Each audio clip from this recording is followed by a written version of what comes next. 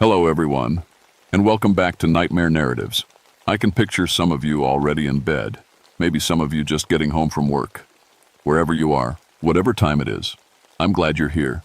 If this helps you relax or sleep, please like and subscribe. It means a lot. Now let's get you comfortable, and I'll tell you tonight's story.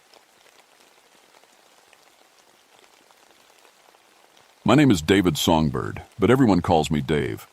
I'm a ranger with the Daniel Boone National Forest in Kentucky, and I've been doing this job for 13 years now. People think being a ranger is all about helping lost hikers and putting out campfires, but my specialty is something different. I listen. I'm a sound monitoring specialist. That means I spend my days recording the forest. Birds singing, deer moving through brush, even insects buzzing. We use these sounds to track animal populations and figure out if the forest is healthy. It's quiet work, but I like it that way. I should probably tell you why I'm so good at this job, even though I'm partially deaf.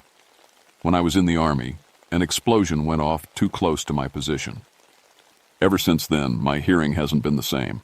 I wear special hearing aids now, and I've learned to work with audio equipment that picks up sounds I can't hear naturally. In a weird way, losing some of my hearing made me better at really listening to what's there. I'm 37, never married, and I live alone in a small cabin near the forest. My life is simple. Coffee in the morning, checking my equipment, heading into the woods with my recording gear, and spending hours just listening to what the mountain has to say. I never believed in ghost stories. When other rangers talked about strange things happening in the forest, I figured they were just telling tales to pass the time. Mountains don't sing. Dead people don't talk. That's what I thought. Until Pine Mountain changed my mind. It started in early spring of 1982. The head ranger called me into his office on a Tuesday morning. He looked tired. "Dave, we've got a situation up on Pine Mountain," he said, pushing a folder across his desk. "Wildlife's acting strange. Deer are leaving the area. Birds aren't nesting. Even the insects seem off." I opened the folder and saw repo, alerts from other rangers, and a few concerned hikers. All of them described the same thing: animals running away from a specific valley system like something was chasing them out. "You want me to check it out?" I asked. "That's why you're here. Take your equipment. Record everything. Tell me what's scaring the animals away." I loaded up my truck that afternoon. I had my portable recording equipment, pretty advanced stuff for 1982. Reel-to-reel tape recorders, microphones that could pick up sounds from hundreds of feet away, and a spectrograph analyzer that could break down frequencies and show me exactly what I was hearing. The whole setup weighed about 60 pounds and ran on heavy batteries. Pine Mountain is in a remote part of the forest. The road turns to dirt about 5 miles from the main highway, and then it's just hiking trails from there. I parked at the trailhead and loaded everything into my backpack. The walk to the valley would take about 3 hours. The forest felt wrong from the start. It was too quiet. In 13 years of ranger work, I'd never walked through woods this silent. No birds sang, no squirrels chattered. Even the wind seemed to hold its breath. I set up my base camp in a small clearing near the center of the valley. The area was perfect for sound monitoring, surrounded by trees with good sight lines in every direction. I placed microphones at different points around the clearing, each one connected by wire to my main recording station. By the time I finished setting up, the sun was getting low. Fog was rolling in, thick gray fog that made the trees look like ghosts. Temperature inversions are common in mountain valleys during spring. They can create weird acoustic effects, making sounds travel strange distances or seem to come from the wrong direction. I told myself that was probably what was happening here. Just weather playing tricks. I started. Ted, my first recording at dusk. I put on my headphones, turned on the equipment, and listened. At first, everything seemed normal. Wind through pine branches, a creek babbling somewhere in the distance. The usual forest sounds, just quieter than they should be. Then I heard it. It was so low I almost missed it. A deep rumbling tone that I felt more than heard. My equipment was picking it up clearly, but my damaged ears could barely catch it. I checked the spectrograph. The frequency was subsonic, below the normal range of human hearing. Subsonic sounds exist in nature. Earthquakes make them. Waterfalls. even wind moving through canyon systems. But this was different. This sound had a pattern to it. It would rise, hold steady for exactly 30 seconds, then fall, then silence for 5 minutes. Then it would start again. I recorded for 6 hours straight that first night. The subsonic tone continued the entire time, never changing its pattern. Rise, hold, fall, silence. Rise, hold, fall, silence. That pattern meant something. Nature doesn't count to 30. I didn't sleep well that first night. Every time I started to drift off, I'd feel that low rumbling in my chest, the subsonic frequency pushing through the tent fabric, through my sleeping bag, straight into my bones. When morning came, the fog was even thicker. I could barely see 20 feet in any direction. I made coffee on my camp stove and reviewed the recordings from the night before. Listening back, I could hear my own breathing on the tape, the sound of me adjusting my position, the creak of my folding chair, and underneath it all, that steady, pulsing tone. I ran the tape through my frequency analyzer. The tone was sitting at around 18 Hz, right at the edge of human hearing. At that frequency, sound doesn't just enter your ears, it enters your whole body. Your lungs vibrate, your heart rhythm can be affected. Extended exposure can cause anxiety, fear, even hallucinations. Maybe that's what was happening to the animals. Maybe this subsonic frequency was driving them away. But where was it come? Melody that rose and fell like waves. The sound was beautiful and terrible at the same time. My hands were shaking as I adjusted my equipment. I increased the gain, filtered out the background noise, focused on the voices. With better clarity, I could hear dozens of individual singers. Maybe more. They were singing a death song. I don't know how I knew that. I just did. The melody carried grief and anger and a kind of fierce pride that made my throat tight. These were warriors, singing. Men who had died fighting for something they believed in. I pulled off my headphones and looked around my camp. The fog pressed in from all sides. My lantern flickered in a breeze I couldn't feel. "Hello?" I called out. My voice sounded small and stupid in the darkness. The singing stopped. The silence that followed was complete. No wind, no insects, nothing. Then, slowly, the singing started again. But this time it was different. The voices were singing the same melody, but the words had changed. They were singing my name. "Songbird? David Songbird. Hear us, Songbird." My whole body went cold. I grabbed my flashlight and swept it across the clearing. Nothing. Just fog and trees and darkness. The voices continued, weaving my name into their death song. They knew I was there. They knew who I was. I should have left right then. Packed up my equipment and hiked back to my truck in the dark. But I didn't. Maybe it was curiosity. Maybe it was 13 years of ranger training telling me to document everything and report back. Maybe it was something else, something in those voices calling to a part of me I didn't understand. I stayed. I recorded through the night. The voices sang for hours, sometimes loud, sometimes so quiet I had to strain to hear them. They sang in that strange language, mixing my name into verses I couldn't translate. As dawn approached, the fog finally started to lift. Gray light filtered through the trees. That's when I saw them. Men standing at the edge of my camp. Dozens of them. They were translucent, like shapes made of smoke and morning mist. I could see the trees through their bodies. They wore old clothing, leather and cloth decorated with beads and feathers. Their faces were painted for war. They were Cherokee warriors, and they were staring right at me. One of them stepped forward. He was taller than the others, with a scar running down his left cheek.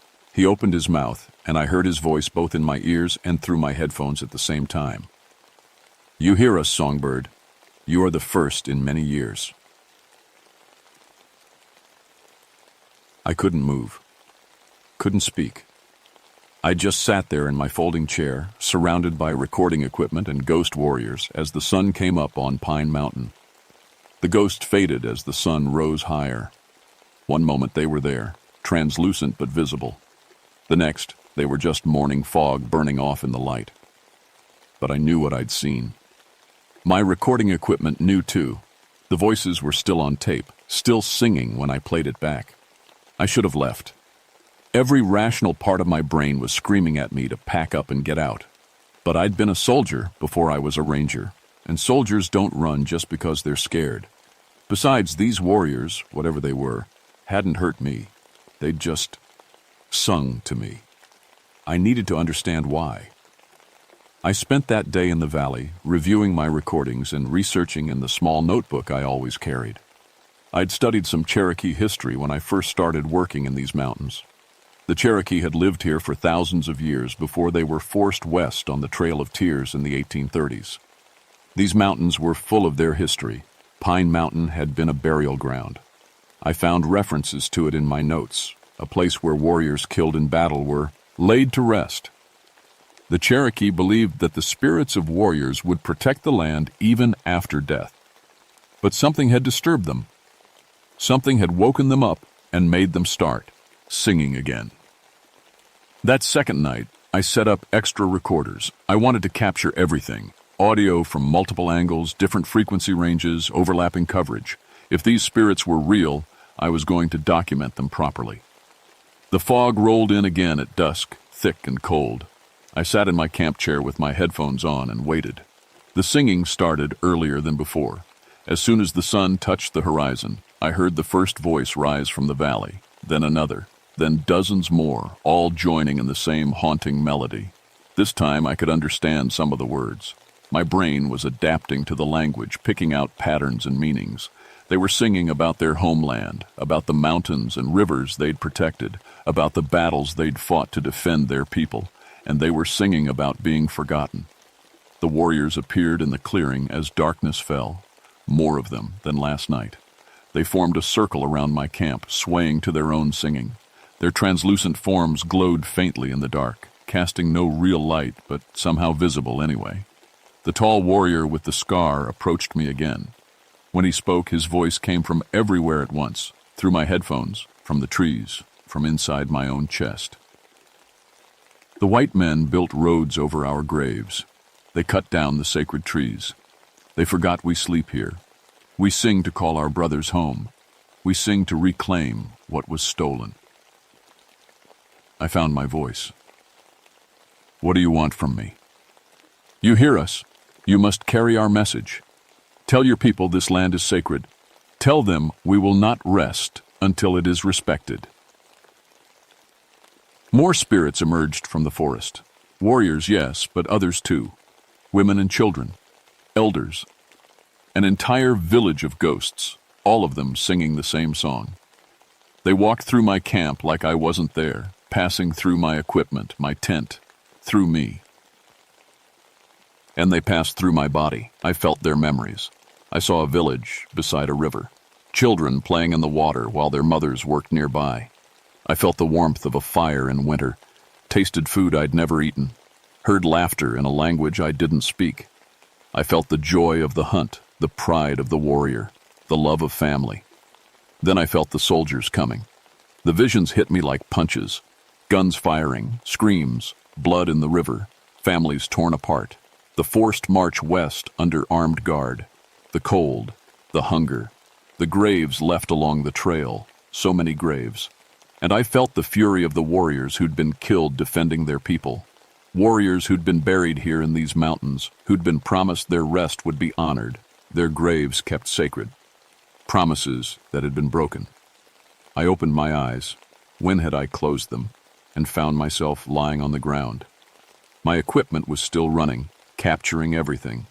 The spirits stood over me, still singing. You feel what we felt, the scarred warrior said. You know what was taken from us. Now you must help us take it back. How? I managed to ask. How can I help you? Find our graves. Find what remains of us. Show your people we are still here.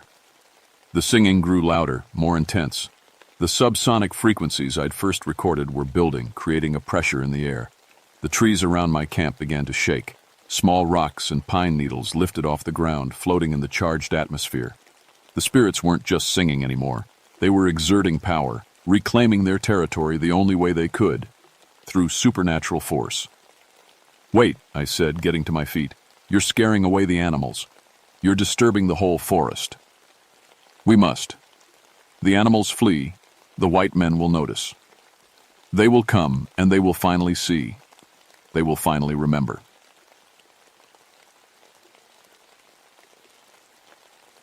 I understood, then. The spirits weren't just singing to be heard. They were singing to drive everything else away. They wanted to make this valley so uncomfortable, so disturbing, that people would have to investigate. They wanted to be found. And I'd walked right into their trap. I was their messenger now, whether I liked it or not. The singing continued through the night. I recorded all of it, even as my own mind started to blur. The more I listened, the more I understood. The Cherokee language was seeping into my brain. The warriors' memories were mixing with my own. I started to lose track of who I was. Dave Songbird, Ranger, or someone else, someone older, someone who'd died defending these mountains long ago. At one point, I caught myself singing along with the spirits. My voice joined theirs, words in Cherokee flowing from my mouth without conscious thought. I was singing about battles I'd never fought, mourning losses I'd never suffered, crying out for a homeland I'd never known. That scared me more than anything else had. I forced myself to stop singing. I grabbed my portable recorder, the one piece of equipment that was truly mine, that I'd carried all through my military service, and focused on it. The solid weight of it, the familiar buttons and dials. This was real. This was now. I was Dave Songbird. I was alive. I was human. The spirits noticed me pulling away. The scarred warrior knelt beside me. His translucent face was inches from mine. You cannot resist us, Songbird. You hear us. You are part of us now. Sing with us. Help us reclaim our home. No, I said. My voice shook, but I meant it. I'll help you. I'll find your graves. I'll tell people what happened here. But I won't lose myself to do it. I'm still me. The warrior studied me for a long moment. Then slowly, he nodded. You have strength. Good. You will need it. I spent the next day barely conscious. The singing had stopped at dawn, like always. But the spirits' memories were still echoing in my head. I kept seeing visions of the past. Cherokee families living in these mountains. Warriors, training for battle. Sacred ceremonies in hidden valleys. But I also saw something else. I saw where they were buried. The visions showed me a hillside on the eastern edge of the valley, a place where the mountain formed a natural shelf, protected from wind and rain. The Cherokee had laid their honored dead there, covering them with stones and marking the graves with carved posts. That was centuries ago. Now, there was a hiking trail running right through it. I packed up my recording equipment, leaving the remote microphones in place. I needed to investigate this hillside, but I also needed to keep documenting. If these spirits were real, and I knew they were, then my recordings might be the only proof. The hike to the eastern hillside took about an hour. The fog was lighter during the day, but it never fully disappeared. It clung to the ground like smoke, making everything gray and dreamlike. I found the place from my visions easily. The trail cut across the hillside exactly where the burial ground had been. Hikers had been walking over Cherokee graves for years, never knowing what lay beneath their feet. I got down on my hands and knees and started clearing away leaves and dirt. Within minutes, I found the first stone, carved with symbols I recognized from my visions. A marker, a grave marker. I found 3 more within the hour. The burial ground was extensive, covering nearly half an acre. Dozens of graves, maybe more, all of them forgotten, all of them violated by the careless placement of a modern trail. As I worked, I felt the temperature drop. The fog thickened. I heard the singing start even though the sun was still up. The spirits appeared on the hillside around me. There were even more of them now. Hundreds of translucent forms covering the slope. They stood over their graves, and their singing was no longer just mournful. It was angry. The scarred warrior mater ilized directly in front of me. His face was twisted with rage. You see what they did to us. Our bones scattered, our markers buried, our spirits disturbed. This is why we sing. This is why we will never rest. I understand, I said. But destroying the forest won't fix this. Let me help you properly. Let me bring the right people here. Your people do not care. They have never cared. Some do. I promise you, some do. Give me time. Give me a chance to do this right. The spirits pressed closer. The singing grew louder, more intense. The subsonic frequencies were so strong now that my vision was blurring. The ground itself seemed to shake. You will tell them, the warrior said. You will make them understand, or we will make this mountain uninhabitable. We will reclaim it by force, and no living thing will remain. I believed him. The power these spirits had was growing every day. They'd already driven away the animals. If they wanted to, they could probably drive away humans too. Make the valley so disturbing, so dangerous, that it would have to be closed. I'll tell them, I said. I swear. But you have to give me time, and you have to trust me. The warrior stared at me with eyes that had seen their homeland stolen, their people destroyed, their graves desecrated. He had no reason to trust anyone, least of all a white man working for the very government that had betrayed his people. But after a long moment, he nodded. We will give you until the next full moon. 1 month. If the graves are not honored by then, we will take this mountain back by force, no matter what stands in our way. The spirits faded. The singing stopped. I was alone on the hillside with my discoveries and my recordings and the weight of an impossible promise. I hiked back to my camp and gathered my equipment. My hands shook as I packed everything away. I documented something incredible, proof of an afterlife, of spirits, of justice that transcended death. But I'd also become responsible for something I barely understood. As I started the long hike back to my truck, I heard one last voice on the wind, the scarred warrior speaking softly. Do not fail us, songbird. The mountain is singing. Soon, everyone will hear. The head ranger didn't believe me at first. I sat in his office with my recordings and my photographs of the grave markers, telling him about singing spirits and Cherokee warriors, and I watched his face go from concerned to skeptical to worried about my mental health. Then I played him the tapes. The voices came through clearly. Hundreds of them, singing in Cherokee, weaving through the subsonic frequencies in patterns no natural phenomenon could create. When I played the section where they sang my name, the ranger went pale. What the hell is this, Dave? It's exactly what I told you. The burial ground was disturbed when they built the trail. The spirits are active, and they're not going to stop until this is made right. It took 3 days of meetings and phone calls before they brought in the Cherokee cultural authorities. When the tribal representatives arrived, I took them up to the valley and showed them everything. They knew what they were looking at immediately: the grave markers, the layout of the burial ground, even the songs on my recordings. All of it confirmed Cherokee burial practices from the 1700s and early 1800s. This was a significant historical and cultural site that had been completely forgotten. More importantly, it was sacred, and it had been violated. The Cherokee representatives listened to my recordings with tears in their eyes.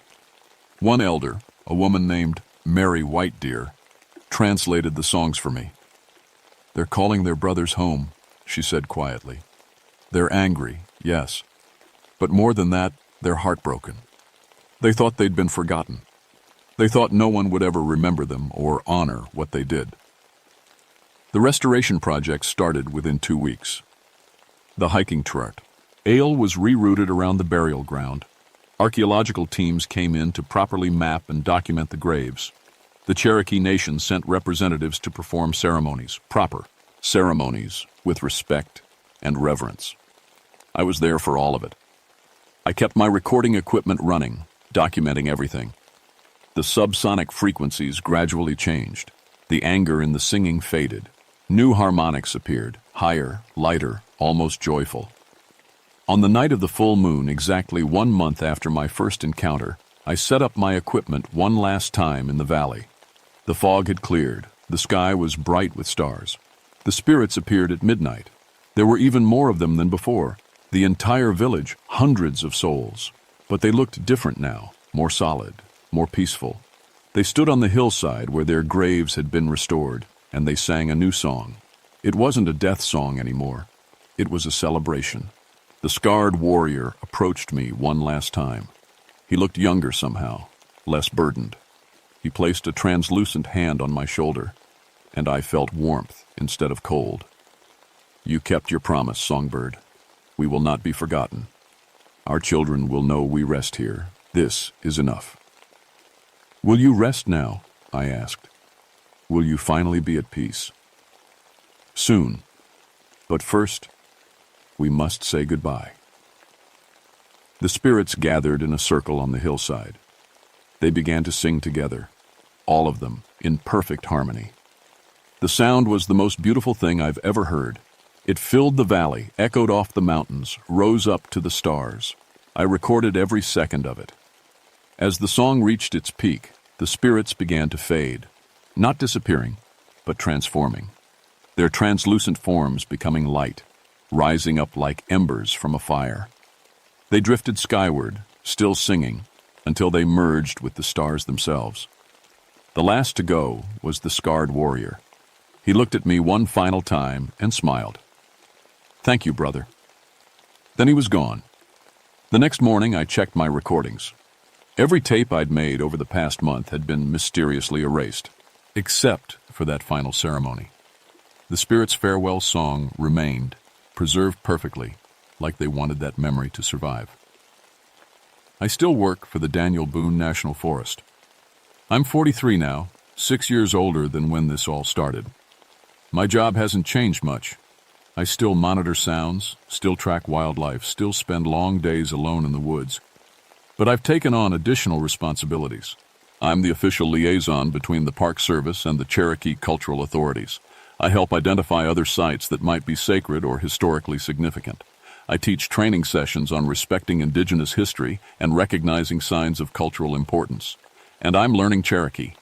I study with Mary White Deer twice a week. She says I have a gift for it, like the language is already familiar somehow. I don't tell her that sometimes, late at night, I still hear echoes of those warrior songs in my head, or that I sometimes dream in Cherokee, seeing memories that aren't mine.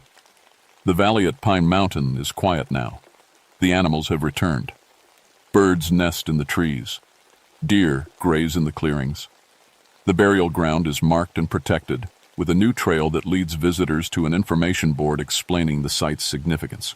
Sometimes when I'm working in that valley, I feel like I'm being watched, not in a threatening way, more like remembered, like those warriors are still there in some form, standing guard over their homeland, grateful that someone finally listened.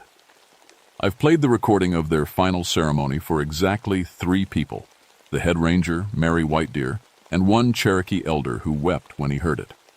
I've been asked to share it publicly, to let anthropologists and historians study it. I've refused. That song wasn't meant for the world. It was meant for me. Proof that I didn't imagine it all, and a reminder of what ends when we forget. Last month, I was surveying a new section of forest near the Tennessee border when my equipment picked up a subsonic frequency, a low, steady tone with harmonic overtones. My blood went cold when I heard it, because I recognized the pattern. There are other singing mountains, other burial grounds, other spirits waiting to be remembered.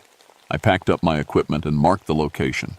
Next week I'll bring Mary and the tribal authorities. We'll listen together, we'll investigate, and if we find more forgotten graves, we'll help those spirits find peace too. Because that's my job now. That's what I do. I listen to the mountains, and when they sing, I make sure someone hears. The Cherokee have a saying, the land remembers. I used to think it was just a poetic phrase.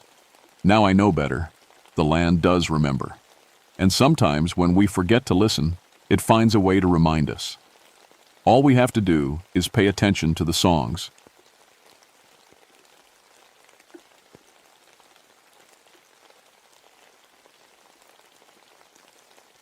My name is Margaret Rowan, but everyone calls me Maggie. I've been a ranger in the Adirondack Mountains for 14 years now, and I thought I'd seen everything these woods had to offer. I was wrong. I'm a plant pathologist, which means I study sick trees and rare plants. I have a PhD, I've published research papers, and I pride myself on being logical. I don't believe in ghosts or curses or any of that nonsense. At least, I didn't.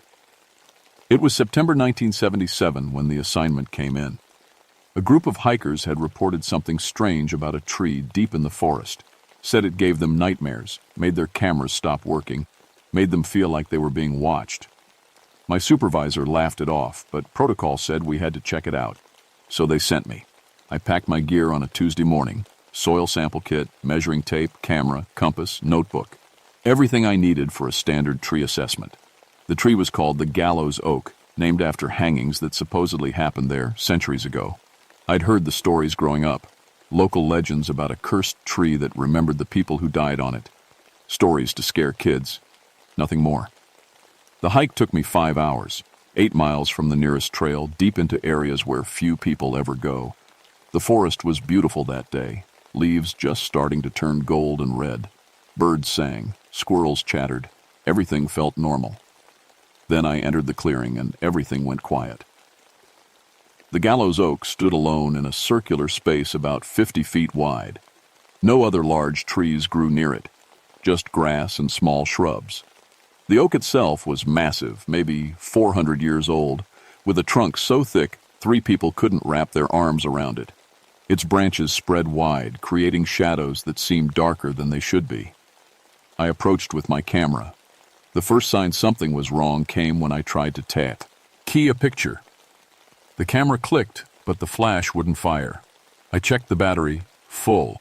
I tried again. Nothing. Strange, but cameras malfunction sometimes. I knelt down to examine the soil. It was rich and dark, almost black. When I took a sample, I noticed something that made me pause. The dirt was warm, not sun warm. The tree's shadow covered this spot. It was warm from below, like something underneath was generating heat. I pulled out my measuring tape and began recording the trunk's circumference. That's when I saw the faces. They weren't carved there. They were natural formations in the bark, knots and patterns that just happened to look like human faces. Dozens of them, maybe hundreds, all twisted in expressions that looked like screaming. I'd seen plenty of trees with patterns that looked like faces before. It's called pareidolia, our brains finding familiar shapes in random objects. But these were different, too detailed, too consistent, and all of them looked terrified. I circled the tree, taking notes, trying to stay scientific. The bark was rough under my fingers, but in some spots it felt wrong, warmer than other spots, and oddly soft, almost like skin. I jerked my hand away and told myself I was being ridiculous. That's when my compass started spinning. I held it flat in my palm, watching the needle whirl in circles like a fan blade. The Adirondacks have magnetic anomalies sometimes. Iron deposits in the ground can throw off compasses. But I'd never seen one spin like this, so fast it was just a blur. I looked up at the branches above me. They were perfectly still, no wind at all. But as I watched, one branch, a thick limb about 20 feet up, began to move, slowly, deliberately. It curled downward, and for just a second, before I convinced myself I was seeing things, it looked exactly like a crooked finger beckoning me closer. I took 3 steps back. "You were a scientist," I said out loud to myself. "There's an explanation for all of this." But my hands were shaking as I packed up my gear. I'd come back tomorrow, I decided. Take more samples. Bring better equipment. For now, I needed to get out of this clearing before it got dark. I didn't run, but I walked fast. Behind me, I swear I heard the sound of creaking wood, like something enormous, slowly bending. I didn't look back. I couldn't sleep that night. Every time I closed my eyes, I saw those faces in the bark. I told myself it was just a strange tree in a strange place, nothing more. But I kept thinking about how quiet the clearing had been, how wrong it felt. The next morning, I went to the local historical society. If I was going to study this tree properly, I needed to know its history. An elderly librarian named Mrs. Chen helped me dig through old records and newspaper clippings. What I found made my coffee go cold. The gallows oak wasn't just named for hangings. It was an execution site for over 70 years. From 1754 to 1823, the colonial and early American authorities used that tree to hang condemned prisoners. The record showed at least 200 documented executions. But that wasn't the worst part. Many of those executed weren't criminals. They were accused witches, most of them women, killed during the hysteria that swept through the region in the late 1700s. I read testimony after testimony of people screaming their innocence as the noose went around their necks. "Nasty business," Mrs. Chen said, reading over my shoulder. "My grandmother used to say the tree remembered, said it absorbed all that death and pain like water into roots." "Trees don't have memories," I replied automatically. She gave me a strange look. "You been out to see it?" "Yesterday." "And you're going back?" "It's my job." She shook her head slowly. "My grandmother also said the tree doesn't like visitors, said it gets protective of its dead." I thanked her and left, though her words stayed with me. Gets protective. What did that even mean? I returned to the clearance, Jushu that afternoon. Better prepared this time. I brought extra batteries, a backup camera, and a soil thermometer to measure those temperature differences I'd noticed. The walk-in was uneventful, but as I approached the clearing, I felt it again, that sudden silence, like the forest itself was holding its breath. I stepped through the tree line, and the gallows oak loomed before me, its branches casting those two dark shadows across the grass. I got to work immediately, trying to stay focused on science. I took soil temperature readings at different distances from the trunk. The results made no sense. Right at the base of the tree, the soil was 93 degrees Fahrenheit. 3 feet away, it was 65. 6 feet away, 62. The heat was coming from the tree itself, or from directly beneath it. I photographed the bark patterns again. When I developed these photos later, they would show something I hadn't seen with my naked eye. Shadows in the background of every shot that looked like people hanging from branches, but I didn't know that yet. I was examining the exposed roots when I found the bones. They were buried shallow, just beneath a tangle of roots that had grown up and around them. A human skull, brown with age, still wearing an iron collar. As I carefully brushed away dirt, I found more. Finger bones, ribs, pieces of spine. The roots had grown through the skeleton, wrapping around bones like they were holding on to them. My heart was pounding. This was a burial site, an unmarked grave. How many more bodies were under this tree? I was so focused on the bones that I didn't notice the branch lowering behind me. Not until I felt something touch my shoulder. I spun around. A thin branch, no thicker than my thumb, had extended down from above. It had been touching the back of my neck. As I watched, frozen, it slowly withdrew upward, leaves rustling despite the still air. "Wind?" I whispered. "Just wind." But there was no wind. The rest of the forest was perfectly calm. I stood up fast, backing away from the roots and bones. That's when I saw them, the other branches, dozens of them, all slowly moving, bending downward, reaching, not randomly. They were reaching for me. I grabbed my bag and stumbled backward. One branch swooped down in front of my face, close enough that leaves brushed my cheek. I swatted it away and kept backing up, my eyes locked on the tree. The faces in the bark looked different now. Their mouths seemed wider, more desperate. And I could swear they were watching me with eyes made of knots and shadows. I made it to the edge of the clearing, stopped, forced myself to breathe. "You're imagining it," I said out loud. "Low blood sugar, dehydration, stress." I pulled out my camera for one final shot, just to prove I'd been there. I aimed at the tree and pressed the shutter. The camera exploded in my hands. Not violently, no flames or loud bang, but it split apart like something had reached inside and pulled it open from within. Pieces clattered to the ground. Lens, film roll, battery chamber. The back of the camera was covered in what looked like tree sap, but it was warm and smelled like copper, like blood. I ran. I won't pretend I didn't. I ran through those woods like something was chasing me, branches whipping my face, roots trying to trip me. And maybe I was imagining it, but I swear I could hear creaking behind me, like enormous wooden joints moving. I didn't stop running until I reached my truck. I should have stayed away. Any rational person would have. But I'm a scientist, and scientists don't run from things they don't understand. They study them. At least, that's what I told myself. The truth is, I couldn't stop thinking about those faces in the bark, those bones in the roots. Something was wrong with that tree, something that went beyond normal nature, and I needed to understand it. I spent 3 days preparing. I read everything I could find about the gallows oak. I interviewed old residents who remembered stories their grandparents told. I learned that at least 47 of the people hanged from that tree had been declared innocent decades later. Innocent people killed during witch panics and false accusations, their bodies left to hang for days as warnings. One old farmer told me something that made my blood run cold.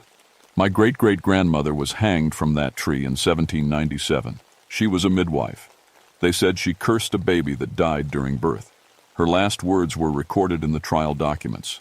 "This tree will remember what you did to me." I also assembled better equipment. An electromagnetic field reader, new technology in those days, a tape recorder, a thermal camera borrowed from the university. If something strange was happening at that tree, I was going to document it. I returned on a Friday morning. The clearing looked the same as before, but as I approached, my EMF reader started beeping. The electromagnetic field around the tree was off the charts, fluctuating wildly. The needle jumped from 0 to maximum and back again, like something was pulsing. I set up my equipment in a circle around the tree, staying about 15 feet back. The thermal camera showed what I'd suspected.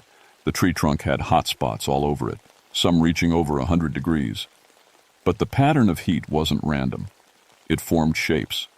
Human shapes, dozens of them, pressed against the inside of the trunk like they were trying to get out. I took a deep breath and pressed record on my tape recorder. September 23, 1977, 10:47 a.m. Dr. Margaret Rowan conducting field research on Quercus alba specimen, commonly known as the gallows oak. Initial readings show highly unusual electromagnetic and thermal activity. Continuing investigation.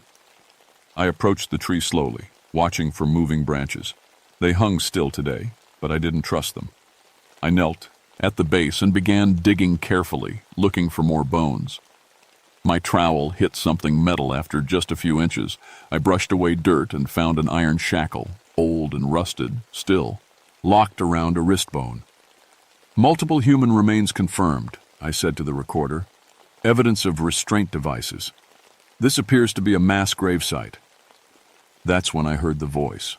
It was soft, barely more than a whisper, and it came from everywhere and nowhere. At first I thought it was wind in the branches, but there was no wind. Then I thought maybe it was my imagination, but I could hear actual words. "Help us!" I jerked upright, spinning around. The clearing was empty except for me and the tree. "Hello?" I called out. "Help us!" The voice came again. Multiple voices now, overlapping, men and women and even children. "Please, help us!" I looked at the tree. The faces in the bark seemed more prominent now, more defined. And as I watched, I saw something impossible. One of the faces, a woman's face, twisted in pain, moved. Its mouth opened wider. "We're still here," it whispered. "Still trapped." My hands were shaking so badly I almost dropped the recorder. This wasn't happening. This couldn't be happening. Trees don't talk. Dead people don't talk. There was a rational explanation. Maybe gas from decomposition. Maybe underground water creating acoustic effects. Maybe I was having a mental breakdown. "Who are you?" I asked, then immediately felt stupid for talking to a tree. The voices came stronger now, urgent. "Innocents. Murdered. Bound here by violence. The tree feeds on our pain. It won't let us go." I stepped closer, scientific training warring with pure terror. "What do you mean, feeds?" The bark under my hand suddenly felt warm, alive. I snatched my fingers back and saw something that made me gasp. Where I'd touched the tree, the bark rippled like water, and for just a moment I saw beneath it, not wood, but something else. Pale shapes pressed against the inside of the trunk. Faces, hands, bodies trapped in the tree itself. "Oh my God," I breathed. The tree shuddered. All of it, the entire massive trunk, vibrating like a plucked string. Leaves rained down from above. The branches began to move again, faster this time, reaching and grasping. "It knows you see," the voices wailed. "It knows you understand. It won't let you leave. It needs to feed." A branch swept down and wrapped around my ankle. I screamed and kicked, but it held tight, the wood somehow flexible and strong as rope. Another branch grabbed my wrist. I yanked backward with all my strength and felt my skin tear as I pulled free, leaving blood on the rough bark. The moment my blood touched the tree, everything changed. The faces in the bark began screaming. I could hear them now, truly hear them, hundreds of voices shrieking in agony and rage. The tree lurched, roots bursting from the ground like tentacles. The thermal camera captured it all in horrifying infrared. The tree's entire structure lighting up bright white with heat, pulsing like a heartbeat. More branches grabbed at me. I dodged one, ducked under another, but they were coming from all directions. One caught me across the back, hitting hard enough to knock me down. I scrambled on hands and knees, my equipment scattering. A root erupted from the ground right in front of my face. It was thick as my arm and moved like a snake reaching for my throat. I rolled aside and it smashed into the dirt where my head had been. "Why are you doing this?" I shouted at the tree. The answer came, not in words, but directly into my mind, a flood of images and emotions. I saw every execution, felt every drop of fear and pain as the noose tightened. The tree had absorbed it all, every death, every scream, every moment of terror. It had drunk that suffering like water, and over centuries, it had become something else, something aware, something hungry. And it was so hungry. I staggered to my feet and ran for the edge of the clearing. Branches whipped at me from all sides. I felt cuts opening on my arms, my face. A root caught my foot and I went down hard, the wind knocked out of me. I looked back and saw the tree's shadow spreading across the ground toward me, moving against the sun. The shadow touched my leg, and agony shot through me. It felt like freezing and burning at the same time, like my leg was being pulled apart from the inside. I screamed and dragged myself forward, out of the shadow, gasping. I had to get out, had to survive, had to warn someone about what this thing was. Using a fallen branch as a crutch, I limped toward the tree line. Behind me, I heard the tree groaning, roots tearing through earth. It was trying to move, to follow me. I made it to the edge of the clearing and collapsed behind a normal oak, clutching my injured leg. When I looked back, the gallows oak stood motionless again, but I could feel its attention on me.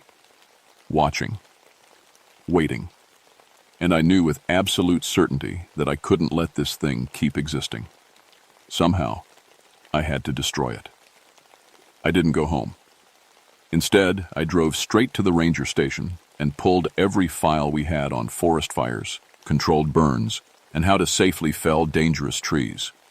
My supervisor took one look at my torn clothes and bloody arms and wanted to send me to the hospital, but I refused. There wasn't time. "That tree is dangerous," I told him. "It needs to come down." "Maggie, it's a historic landmark. We can't just..." "It killed people. It's still killing people in a way. The ground underneath is full of unmarked graves. This isn't about conservation anymore. It's about safety." He didn't believe me about the supernatural aspects.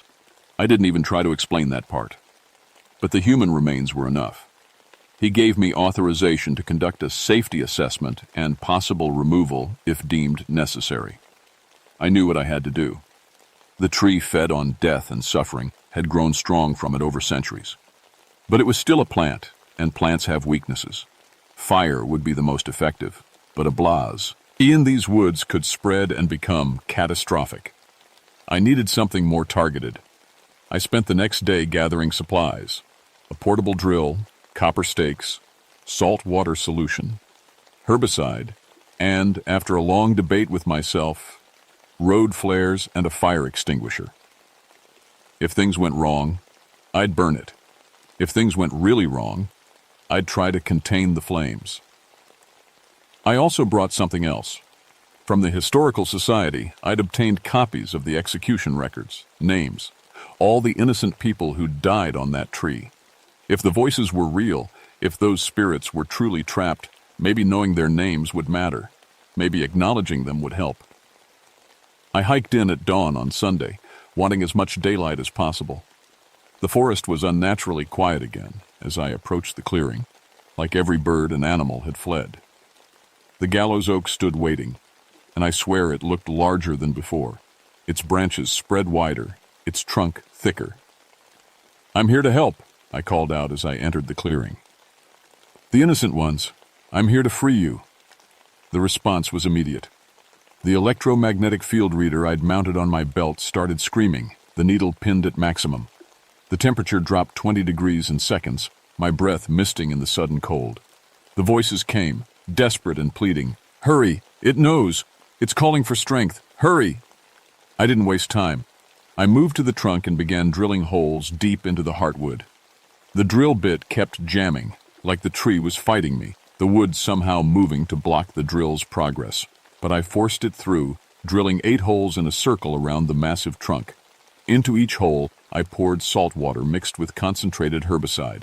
Salt to poison the roots. Herbicide to stop growth. Old remedies, but effective ones.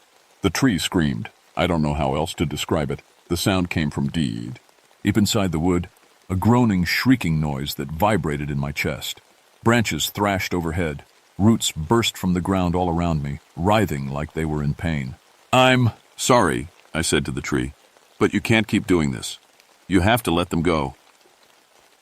I pulled out the copper stakes next and began driving them into the ground around the tree, forming a circle. Copper conducts electricity, and with the tree's electromagnetic field so strong, I hoped the stakes would disrupt whatever force was binding the spirits to this place. The moment the circuit was complete, light flashed inside the tree trunk. Not fire, something else, something cold and blue. The thermal camera would later show the heat signatures inside the tree going crazy, all those human-shaped hotspots moving, swirling.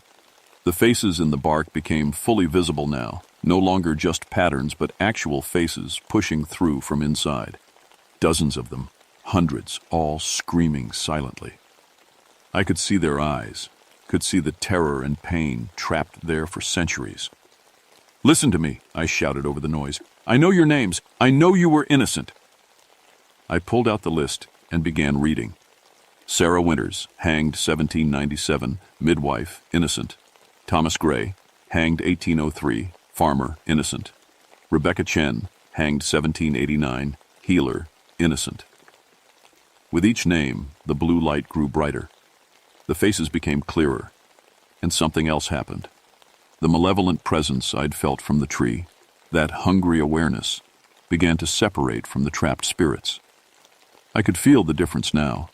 The tree itself had become a predator, but its victims were still distinct, still themselves, just imprisoned.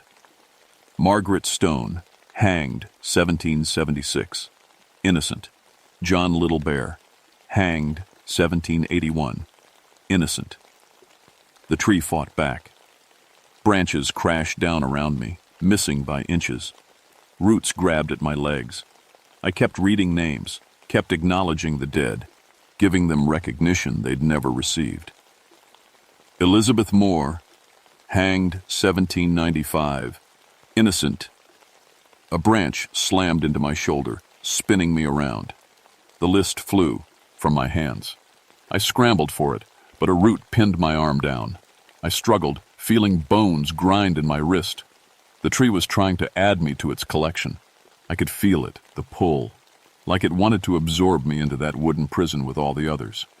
I could feel my consciousness starting to blur, memories that weren't mine flooding in, the noose tightening, feet kicking empty air, the awful moment when breath wouldn't come. "No!" I screamed, and grabbed one of the road flares with my free hand. I struck it against the ground, and it burst into brilliant red flame. The tree recoiled. Not much, but enough. The root loosened, and I yanked my arm free. I touched the flare to the saltwater-soaked wood, and it caught immediately. Fire raced up the trunk, following the lines of herbicide I'd poured in. But this wasn't a natural fire. The flames burned blue and cold, not orange and hot. They spread through the tree like veins lighting up, and everywhere they went, the trapped faces began to change. The expressions of agony shifted to something else. Relief. "Thank you," the voices whispered. "Thank you for remembering us." The blue fire consumed the tree from inside, but no heat touched me. No smoke filled my lungs. This fire was burning something else, something spiritual. The malevolent consciousness that had grown in the tree shrieked and raged, but it couldn't stop what was happening. The spirits it had fed on for centuries were finally breaking free. One by one, the faces faded from the bark, not disappearing, transforming. I saw shapes of light rising from the trunk, human forms made of pale blue flame, stretching and unfolding after centuries of being compressed and trapped. They looked at me as they rose, and in their eyes was gratitude and peace. The last to emerge was a woman's spirit, and somehow I knew her. Sarah Winters, the midwife. She paused before me, her form flickering like a candle flame. "Build something," she whispered. "So they remember. So this never happens again." Then she was gone, rising up through the canopy and vanishing into the morning sky. The tree collapsed. Not violently, not all at once, but slowly, like it was finally allowed to age properly. The trunk crumbled to dust. The branches fell and disintegrated. Within minutes, nothing remained of the gallows oak but a pile of ash and the copper stakes standing in a circle. I stood in the center of that circle, bleeding and exhausted, and watched the sun rise over the empty clearing. They found me 3 hours later, passed out next to the remains of the tree. I spent a week in the hospital with a broken wrist, numerous lacerations, and what the doctors called severe exhaustion. My story about equipment failure and a tree falling on me during the storm, there had been no storm, satisfied most questions. But the remains I'd uncovered couldn't be ignored. Over the next 6 months, a proper archaeological team excavated the site. They found 183 sets of human remains, many with evidence of hanging, broken neck vertebrae, rope burns preserved on bone. The iron collars and shackles told their own story. I published my findings, minus the supernatural elements, in a paper titled Environmental Factors in Historical Trauma Site Preservation. It won awards. I became an expert in identifying and protecting sites of historical injustice. But that's not the most important thing I did. In the clearing where the gallows oak once stood, there's now a memorial. Granite stones, each carved with a name. All 183 victims, including the 47 who were eventually declared innocent. Sarah Winters' name is carved first, at the center. Underneath, a plaque reads, "Remember the innocent, honor the truth, never forget." I visit every few months. The clearing is peaceful now. Birds sing there. Flowers grow. New trees have started taking root. Young oaks and maples. Ordinary trees with no dark consciousness lurking in their heartwood. But sometimes, on quiet. Mornings when the mist hangs low, I see shapes in that mist. Human forms, barely visible, standing near the memorial stones. They don't frighten me. They feel like guardians now, watching over their own monument, making sure they're never forgotten again. I've expanded my research since then. There are other sites throughout the Adirondacks, throughout New England, throughout the country, places where mass violence occurred, where innocent people died, where the earth itself absorbed that trauma. Not all of them have developed consciousness like the gallows oak, but some have. I can feel them now, that same wrongness, that same hunger. I document them. I help establish memorials. I make sure the stories are told and the victims are acknowledged. It's become my life's work and maybe my penance. I should have understood sooner what that tree was trying to tell me. The spirits weren't the danger. The tree itself was, feeding on their trapped suffering, growing strong from their endless pain. Now I know better, and I teach others. My courses on environmental history and plant consciousness are the most popular at the university. Students think I'm talking in metaphors when I warn them that nature remembers. Some of them will learn the truth eventually, the ones who are sensitive enough to feel it. There's a young ranger I'm training now, a woman named Collins who reminds me of myself at her age. Skeptical, scientific, confident. Last week she asked me if I really believed trees could be conscious. I thought about lying, about giving her the safe answer. Instead, I showed her a photograph. The only one I have left from that day at the gallows oak. It's warped and strange, the tree barely visible through distortions. But in the background, if you look carefully, you can see them. Dozens of human shapes, hanging from branches that cast no shadow. There are more things in these woods than we understand, I told her. And if you're smart, you'll learn to respect that. She's studying the photograph now, seeing what I see. And soon, when she's ready, I'll take her to one of the other sites. The hanging tree near Lake Placid, the execution rocks in the western mountains, the burial grounds that were built over and forgotten. Because the truth is, the gallows oak wasn't unique. It was just the first one I encountered.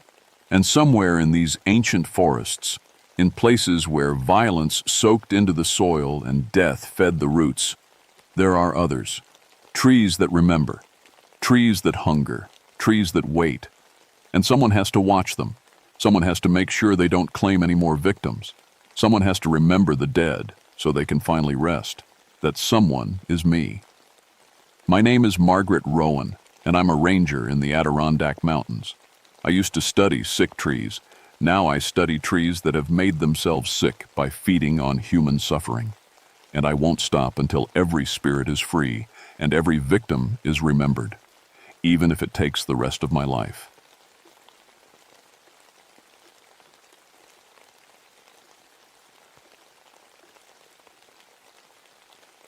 My name is Benjamin Crowfeather, but everyone calls me Ben. I've been a ranger at Catskill Park for 21 years now. Before that, I spent 6 years in the Navy as a diver. I've pulled drowning victims from lakes. I've searched flooded caves for missing people. I've seen bodies that stayed underwater too long. None of that prepared me for what lives in Bone Hollow Creek. I'm 46 years old. My mother was Mohawk, my father white. I grew up hearing stories about water spirits and things that hunt from the deep places. I never believed any of it. My wife, Sarah, teaches at the elementary school in town. Our 2 boys, Michael and Danny, are 15 and 13. They love fishing in the park streams. They used to, anyway. I'm the water safety specialist for the northern section of the park. That means I monitor the creeks and streams, check water quality, make sure swimming areas are safe. I know every creek in my territory, like I know the lines on my own hands. I can tell you where the current runs fast, where the pools get deep, where kids like to jump from the rocks. Bone Hollow Creek wasn't supposed to be dangerous. It runs through a valley about 8 miles from the main visitor center. The water's clear and cold, fed by mountain springs. Most places it's only 3 or 4 feet deep. Families wade there in summer. Kids catch salamanders under the rocks. That's why the disappearances didn't make sense. The first one happened 3 years ago. A man named Robert Chen, 34 years old, experienced hiker. He went out alone on a Tuesday morning in June. His car stayed parked at the trailhead for 3 days before someone reported it. We searched for a week. Found nothing. No body, no backpack, no sign he'd even been on that trail. Then it happened again 6 months later, then twice the next year, then 3 times this past year. 7 people total. All of them vanished near the same spot on Bone Hollow Creek. All of them experienced outdoors people who knew what they were doing. We searched every time, brought in dogs, helicopters, volunteers. Nothing. The other rangers started calling it the Bad Bend, that section where the creek curves around a big boulder and the water runs smooth and dark. Hikers still went there, but fewer each year. Some people said the place felt wrong. They couldn't explain it better than that. Just wrong. I didn't believe in feelings. I believed in evidence and procedures. So when my supervisor asked me to do a full investigation of the creek bed, I said yes. I'd dive the deep pools, check for hidden currents, find a logical explanation. Maybe there was an underwater cave where bodies got trapped. Maybe the current was stronger than it looked. There had to be a reason. I put together a dive team. Tom Riverside, 52, been diving longer than I have. Carol Deepwater, 38, rescue specialist who'd saved 12 people from swift water.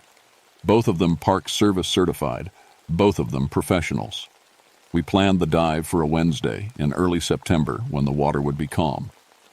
The night before, I couldn't sleep. Sarah asked me what was wrong. I told her nothing, just thinking about the dive plan. But that wasn't true. I kept thinking about something my grandmother told me when I was little. She said water has memory. She said some places remember the old ways, the old things that lived there before people came. She said you have to respect those places or they'll take you down to the dark. I was 46 years old, a trained professional. I didn't believe in grandmother stories, but I should have. We arrived at Bone Hollow Creek at 6 in the morning. The sun was just coming up through the trees, turning the mist over the water orange and gold.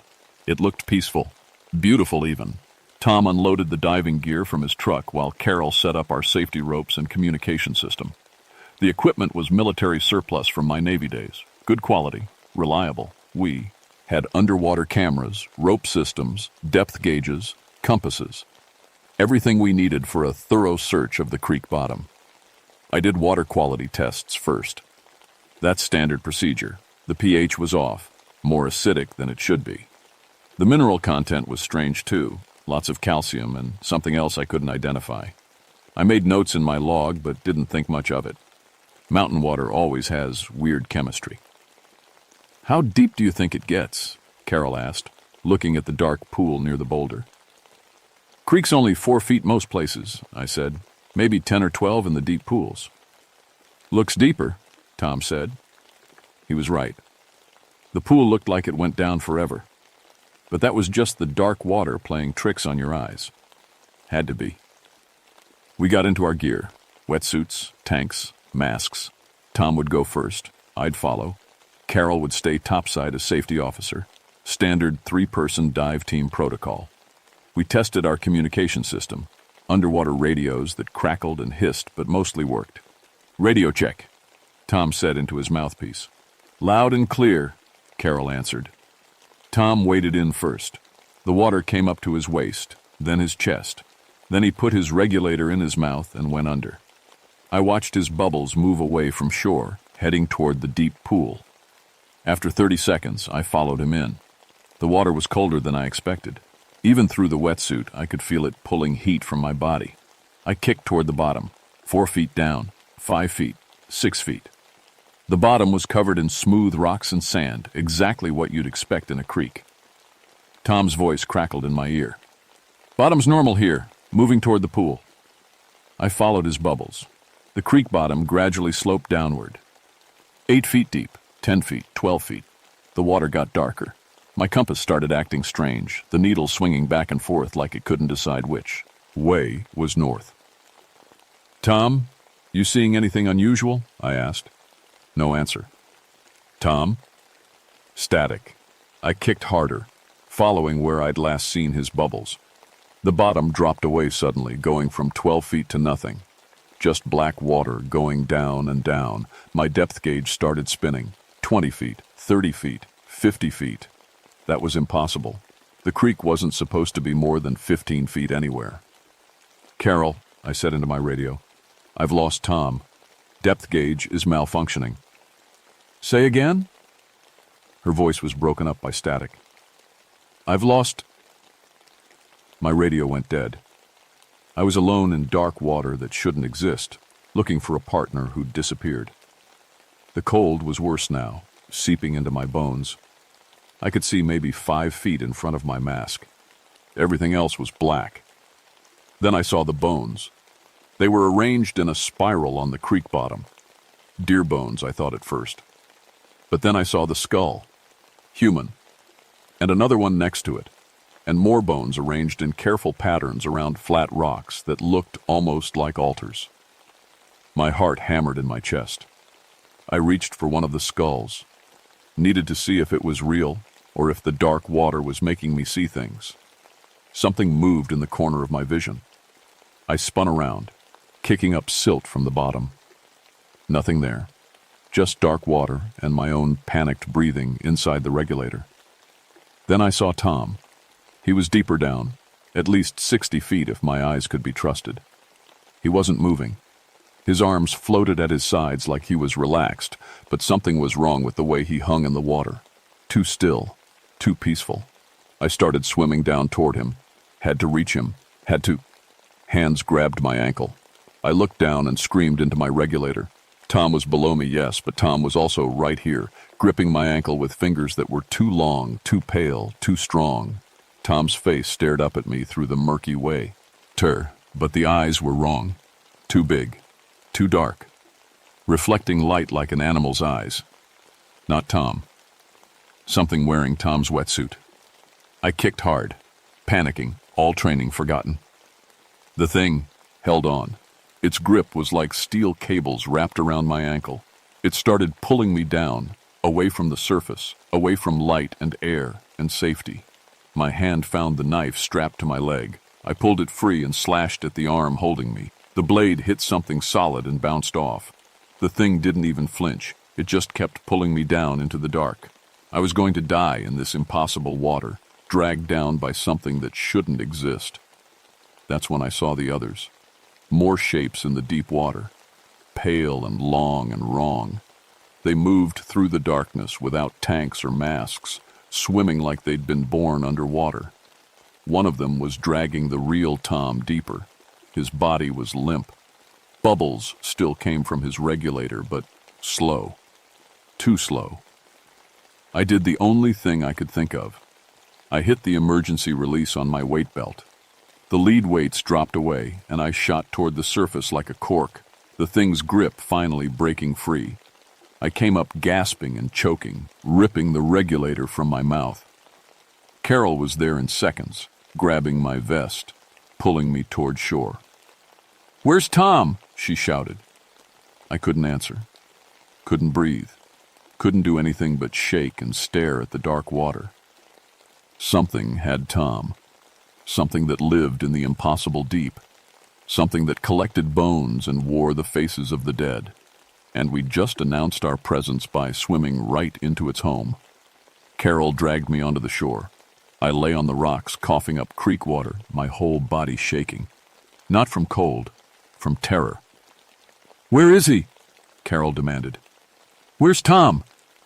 "Gone," I managed to gasp out. "Something pulled him down." "What do you mean, something? What did you see?" I looked at her. Professional, trained, rational Carol. How could I tell her what I'd seen? She'd think I had nitrogen narcosis, that I'd gone crazy from diving too deep. But Tom was somned. "Till down there. There's a cavern," I said. "Deep. Deeper than it should be. I stopped. Started again. We need to call for help. Now." Carol got on the radio while I sat on the shore trying to make my hands stop shaking. Rescue teams would come. The park would send divers, equipment, everything we needed. But I already knew they wouldn't find Tom. Not alive. Maybe not at all. The rescue team arrived an hour later. 6 divers, 2 from the county sheriff's department, 4 from the volunteer rescue squad. I told them everything except the part about the things in the water. I said Tom went into a deep underwater cavern and didn't respond to radio calls. I said I tried to follow but lost him in the dark. They dove for 3 hours. Found the cavern system, found the bones, found Tom's air tank at 90 feet, still half full of air. Didn't find Tom. The sheriff's diver, a man named Rodriguez, surfaced looking shaken. "There's something wrong with that water," he said. "The depth readings don't make sense. Compasses won't work down there. And the bones, Jesus Christ, the bones. There must be dozens of bodies down there." "Human bones?" the sheriff asked. "Some of them, mixed with animal remains, all arranged in patterns." Rodriguez peeled off his mask. "I've been diving 20 years. Never seen anything like it." They called off the search at sunset. Too dangerous, they said. They'd bring in specialized cave diving equipment tomorrow. The sheriff posted a deputy at the trailhead to keep people away. Everyone agreed we'd resume in the morning with better gear and more divers. I didn't go home. I told Sarah I had to stay and coordinate the search. That was partly true, but really I couldn't leave. Those things in the water had Tom. I'd looked into those 2 big eyes and seen intelligence. Purpose. They'd taken Tom for a reason. Carol stayed with me. We set up camp. Chairs near the creek. She built a fire as the sun went down. Neither of us talked much. "You saw something down there," she finally said. Something you're not telling anyone. I stared at the fire. You wouldn't believe me. Try me. So I told her. Everything. The thing that grabbed my ankle, the others in the deep water, the eyes that reflected light, the way they moved without diving gear, all of it. Carol was quiet for a long time. Then she said, "My grandfather was Seneca. He told stories about things that live in deep water. He called them the drowned ones. Said they used to be people, but they went down into the water and something changed them, made them into hunters. You believe that?" I believe my grandfather didn't lie. She poked the fire with a stick. And I believe something took Tom. We sat in silence. The creek made small noises in the dark, splashing, gurgling, normal water sounds. But now they sounded different, like something moving just under the surface. "I'm going back down tomorrow," I said. "That's insane. Tom might still be alive." "You know he's not." She was right. I did know. But I also knew I couldn't leave him down there. Not with those things. And I needed to understand what they were, why they were there, what they wanted. "My grandmother told me stories too," I said. "Mohawk stories about water spirits. She said they guard the old places. She said if you go into their territory without permission, they'll pull you down and you'll never come up." Did she say how to get permission? Offerings, respect, recognition that the water belonged to them first. I looked at Carol. What if that's all this is? We've been treating Bone Hollow Creek like it's ours, building trails, bringing tourists, having people splash around in water that's sacred to something else. You think those things down there want us to ask permission? I think they want us to leave. I paused. But I can't leave Tom. Carol was quiet. Then she said, "If you're going down tomorrow, I'm going with you." "No, it's too dangerous. You'll need a Safi, Eddie Diver." "Carol, I'm going." Her voice was firm. "You don't get to play hero alone." I wanted to argue, but I knew she was right. I'd need help, and more than that, I'd need a witness. Someone who could tell the truth if I didn't come back up. We took turns sleeping in the camp chairs. Every hour or so, I'd wake up and check the creek. Once, around 3 a.m, I saw ripples moving across the dark water. They moved upstream against the current. Impossible. Something was watching us from the deep pool. I could feel it. When dawn came, I knew what I had to do. The rescue team arrived at 8. They had cave diving equipment, specialized lights, underwater mapping gear. Rodriguez looked grim. "We're calling in state police divers," he said. "This is beyond our scope. Whatever's down there." He stopped. "Just stay out of the water until they arrive." But I was already suiting up. "Ben, what are you doing?" Rodriguez asked. "Tom's partner," I said. "I need to try one more time." "That's not protocol." "I don't care about protocol." I strapped on my tank. "He'd do it for me." Carol was already in her wetsuit. Rodriguez looked between us, saw he wasn't going to change our minds, and sighed. 30 minutes, he said. "You're not up in 30 minutes. I'm sending everyone down." We waded into the water. The sun was up now, making the surface sparkle. Beautiful. Peaceful. A lie. I put the regulator in my mouth and dove. The water was clearer this morning. I could see all the way to where the bottom dropped away. Carol swam beside me, her movements calm and professional. We'd dove together a dozen times. I trusted her completely. We reached the edge of the deep pool. I looked at Carol, gave her the okay sign. She returned it. Then we descended into the dark. 20 feet, 30 feet, 40 feet. The bones appeared below us, still arranged in their spiral patterns. I counted at least 5 human skulls. More animal bones than I could count. All of it placed carefully, deliberately. This wasn't random. This was ritual. Carol grabbed my arm, pointed. Movement in the deeper water, shapes circling below us like sharks. I reached into my dive bag and pulled out what I'd brought. A small, carved stone. Mohawk, belonged to my grandmother. Tobacco wrapped in cloth. 3 silver coins. Traditional offerings for water spirits. Carol stared at me through her mask. I pointed down, then held up the offerings. She understood. We descended together, 50 feet, 60 feet, 70 feet. We were going deeper than recreational diving allowed, into water that could kill us with decompression sickness if we stayed too long. The shapes came closer. I could see them clearly now, 7 of them, 8 feet tall, skin pale as mushrooms, eyes huge and black. They moved through the water with grace, with power. They surrounded us. This was it. This was where I'd die. But I'd come here for a reason. I held out the offerings with both hands, trying to remember the prayers my grandmother taught me.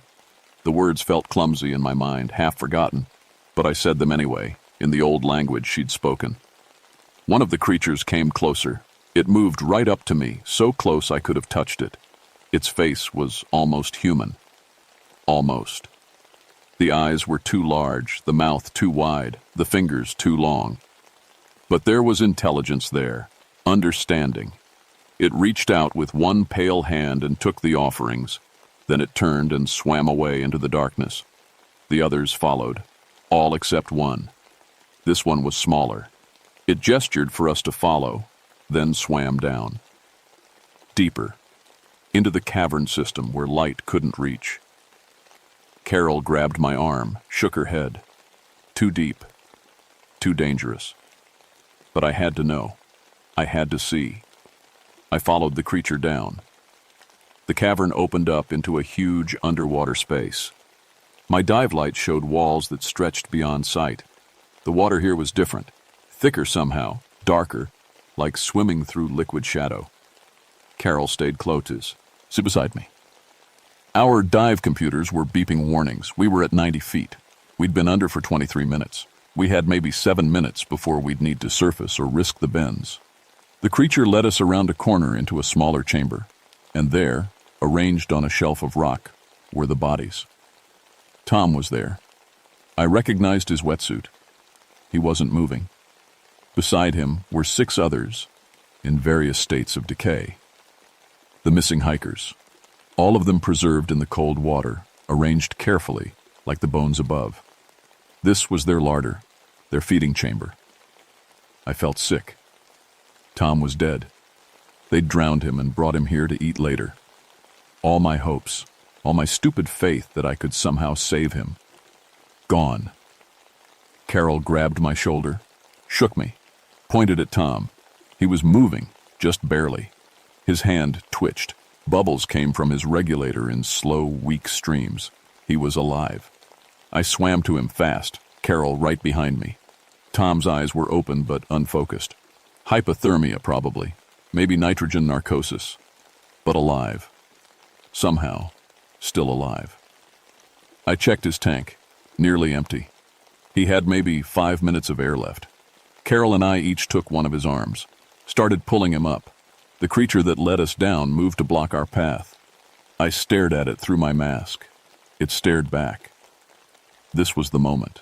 This was where it decided if we lived or died. I pointed at Tom, pointed up, made a swimming motion.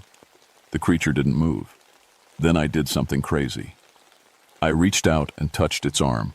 The skin was cold, smooth.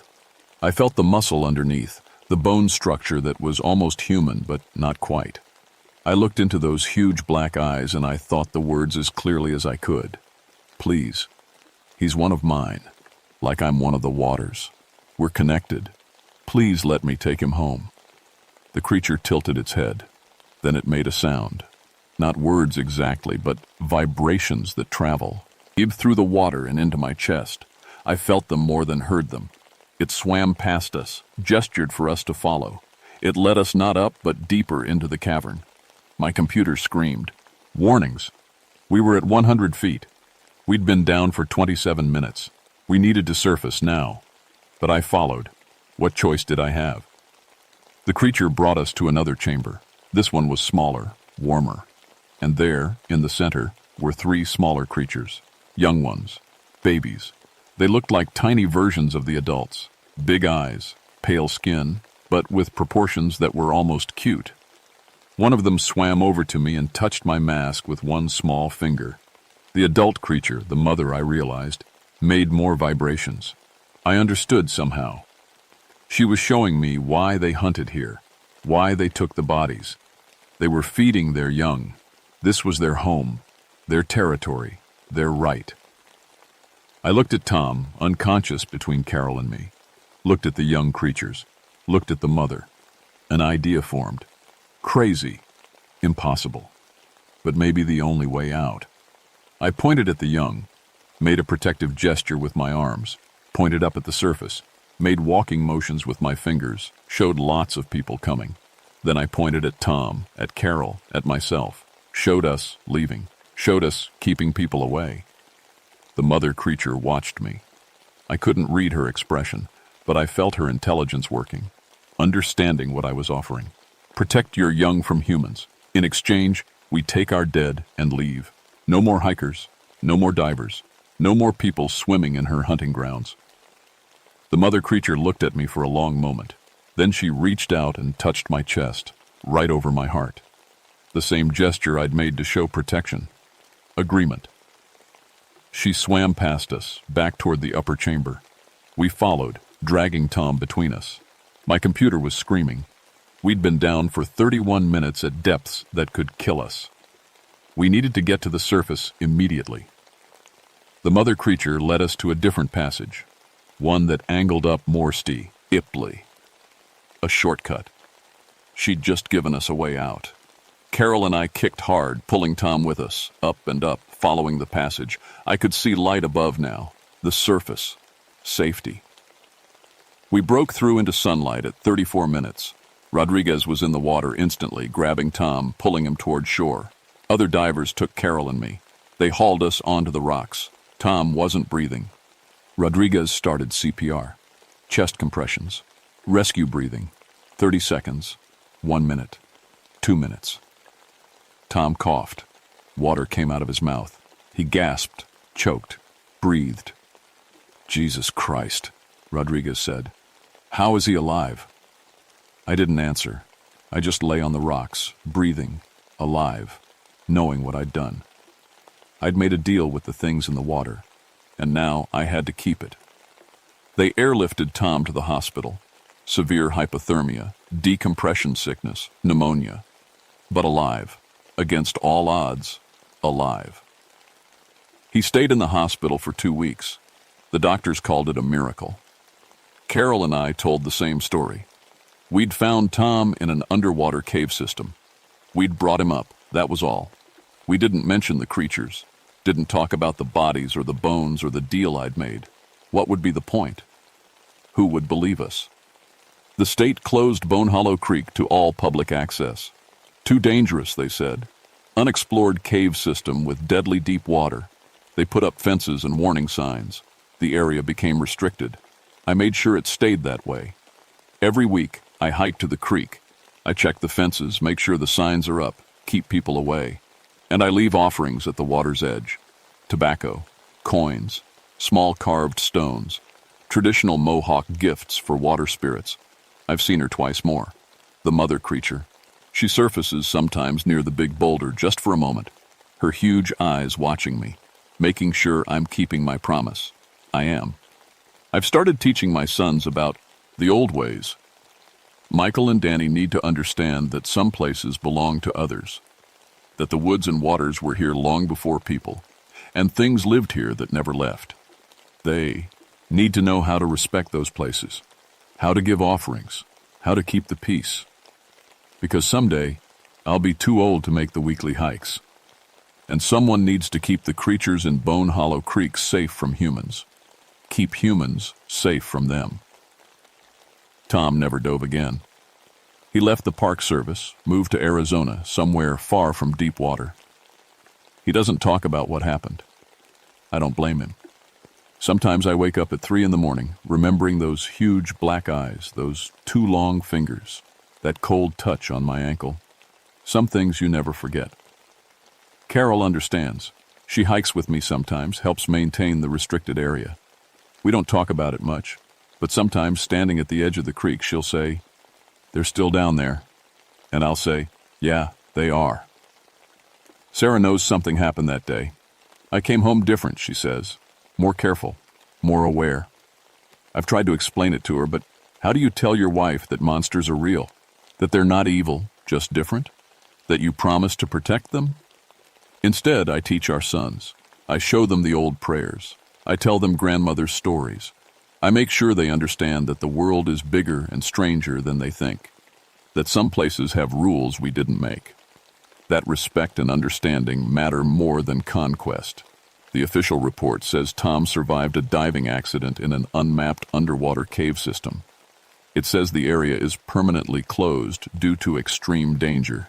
It says nothing about creatures or feeding chambers or deals made in the dark. That's fine with me. Last week, a teenager tried to sneak past the fence, said he wanted to swim in the creek, prove he wasn't scared. I caught him before he reached the water. I showed him my badge, told him about drowning hazards and dangerous currents. Watched him walk away disappointed. Then I walked to the water's edge and left fresh tobacco and 3 silver coins.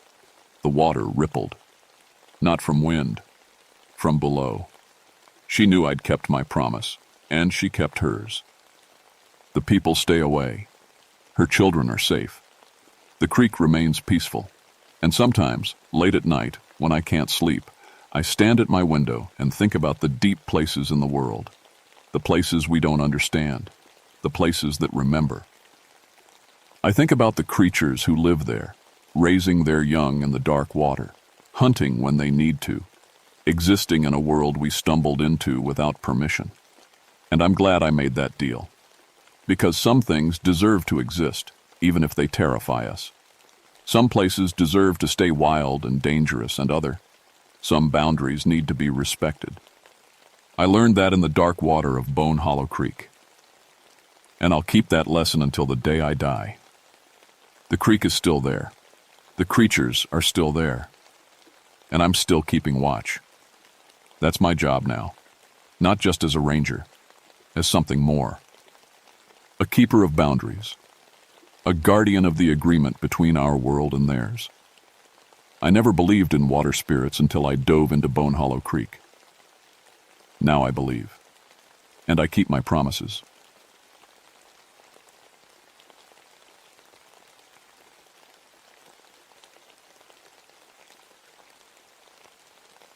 My name is Samuel Blackstone, but everyone just calls me Sam.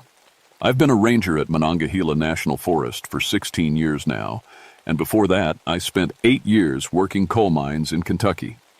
I know what you're thinking. Why would anyone leave mining to become a ranger? Well, my father died in a mine collapse when I was 19. After I had my own kids, I decided I wanted a job where I'd actually come home at night. These days, my main job is checking on old abandoned mines and making sure they're sealed up tight. It's important work. Every year, some kid or hiker gets curious and ends up hurt or worse. I've seen enough mining accidents to last 10 lifetimes, so I take this job seriously. It was October of 1973 when I first heard about the Dead Man's Copper Works. Stupid name, right? But it fit. The mine had been sealed since 1932, and according to the old records, 23 men died in there over the course of just 2 years. Equipment kept breaking for no reason. Men reported hearing voices in the dark. Then one day, the whole crew just walked out and never came back. The owners sealed it up, and that was that. For 41 years, nobody bothered with it. Then, hikers started calling our office. There's lights moving inside the mountain, one lady told me, and sounds like someone's drilling or banging metal. I figured it was probably just kids fooling around, maybe getting in through some crack we didn't know about. But when the reports kept coming, 6 different groups over 2 months, I knew I had to check it out. I didn't go alone. I brought Dr. Patricia Silverton, a mining engineer from the university, and Tom Braswell, an explosives expert I'd worked with before. Tom was a big guy with a calm voice who made you feel safe even when you were standing next to dynamite. Patricia was sharp as a tack and didn't believe in anything she couldn't measure with her instruments. "Sam, this is probably nothing," she said as we drove up the mountain road. "Old mines make sounds, rock settles, water drips. People's imaginations do the rest." "Probably," I agreed. But something in my gut felt wrong. The main entrance was sealed with concrete, thick as a bank vault. But there was a ventilation shaft about 100 yards away, partially collapsed but big enough for us to squeeze through. We set up our equipment, methane detectors, oxygen monitors, emergency breathing gear, everything you need to stay alive underground. "Radio check," I said into my walkie-talkie. Tom's voice crackled back. "Loud and clear." We clicked on our helmet lamps and started down. The smell hit me first. Damp rock and old metal, but something else too. Something sweet and chemical that I couldn't quite place. The ventilation shaft dropped about 30 feet before connecting to the main tunnel. Our lights cut through the darkness, showing wooden support beams that looked way too good for being 40 years old. "These should be rotted through," Patricia said, running her hand along one beam. "But they're solid. That's odd." The tunnel opened up into a larger passage. Rail tracks ran along the floor, and an old ore cart sat on them like it was waiting for someone. Our footsteps echoed strange. Too loud, then too quiet, like the mountain was breathing. That's when we saw the first light. It was maybe 50 yards ahead, bobbing like a lantern, yellow and dim, moving from side to side. "Hello?" I called out. "This is Park Service. This mine is closed." The light stopped moving. Then it went out. We hurried forward, but when we got there, nothing. No person, no lantern, no sign anyone had been there at all. Just empty tunnels stretching into darkness. "Reflection," Tom said, but he didn't sound sure. "Maybe our lights bounced off something." Patricia checked air instruments. "Air quality's weird. Got some minerals here I'm not familiar with. Copper, yeah, but something else. Something I can't identify." We kept going deeper. The tunnel branched and twisted, and I marked our path with chalk on the walls. Standard safety procedure. Every 50 feet, I drew an arrow pointing back the way we came. That's when things got really strange. We found the break room about a quarter-mile in. That's the only way I can describe it. A wider section of tunnel with benches carved into the rock, a table, and lunch pails sitting on it. Metal lunch pails from the 1930s. The kind with the rounded tops. Tom picked one up and opened it. Inside was a sandwich wrapped in wax paper. The bread looked fresh. "That's impossible," Patricia whispered. It was impossible. Nobody had been in this mine for 41 years. That sandwich should have been dust. But when Tom unwrapped it, the bread was soft. The meat looked edible. It even smelled okay, if a bit stale. I knocked the lunch pail out of his hand. "Don't touch anything else. Don't eat or drink anything." "Sam, how?" "I don't know." My heart was pounding. "But we're documenting everything and getting out." Patricia started taking pictures with her camera. That's when we noticed the clocks. 3 of them, hanging on hooks driven into the rock wall. Old-fashioned wind-up clocks with brass casings. They were all running, ticking steadily, but they showed different times, 2:15, 4:47, and 11:33. "No way," Tom said. "No way those are still wound up." I reached out and touched one. The second hand kept sweeping around, tick, tick, tick. The metal was warm, like someone had just been holding it. From deeper in the mine came a sound. Bang, bang, bang. 3 hits of metal on metal, echoing through the tunnels. We froze. "That's a mining signal," I said quietly. 3 hits means, all clear, resume work. "Who's down here?" Patricia's voice shook. Bang, bang, bang, closer this time. Then the sound of something rolling, wheels on metal tracks, an ore cart moving. We turned our lights toward the sound. The tunnel ahead was empty, but the sound kept coming closer. Wheels squeaking, metal rattling, getting louder and louder until it stopped, right in front of us. But there was nothing there, just empty tunnel. Tom's breathing came fast and sharp. "We need to leave, right now." We turned to go back the way we came, and that's when I saw my chalk mark. The arrow I'd drawn pointing back toward the entrance. It now pointed deeper into the mine. "Did one of you flip this around?" My voice came out too high. They both stared at it. Nobody had touched it. I'd been watching the whole time. Patricia checked her compass. The needle spun in circles, never settling. My instruments are going haywire. The magnetic field here is all wrong. From the darkness behind us came new sounds. Picks hitting rock.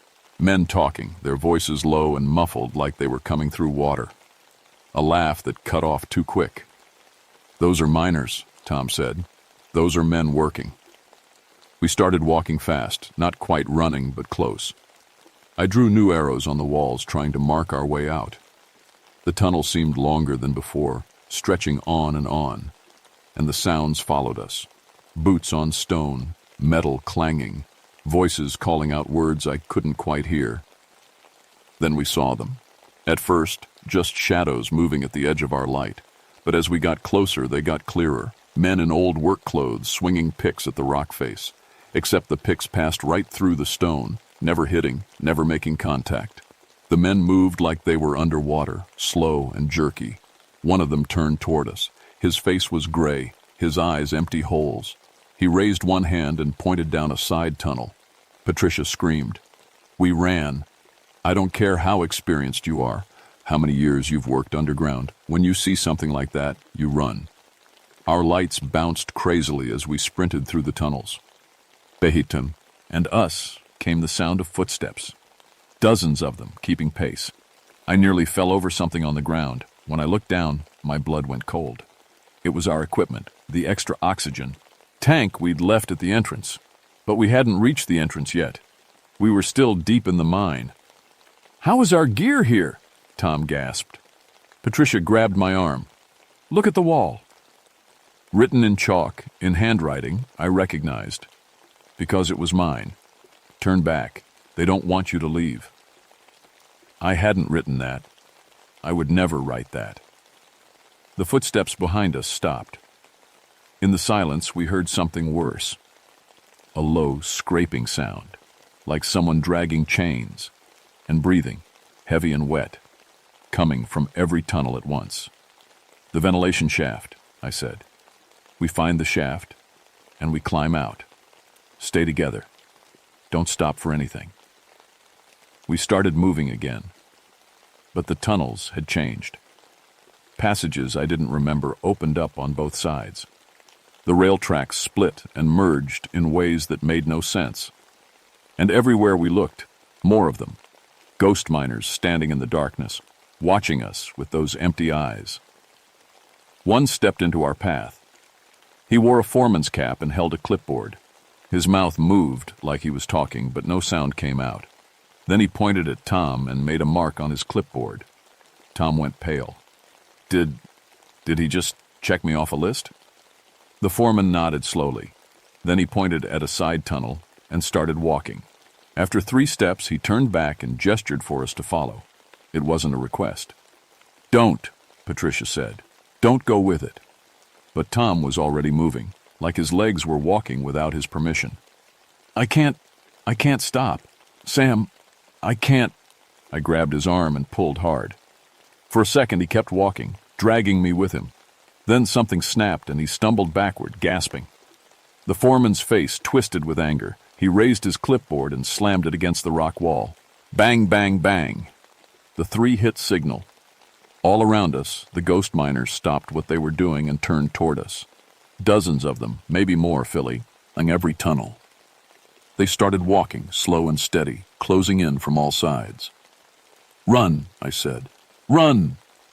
We crashed through the tunnels blindly now, taking turns at random, desperate to find any way out.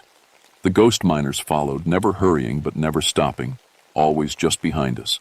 Every time I looked back, there were more of them. Tom was breathing hard, wheezing. Can't go much farther." "You have to," I said. But I was wearing out too.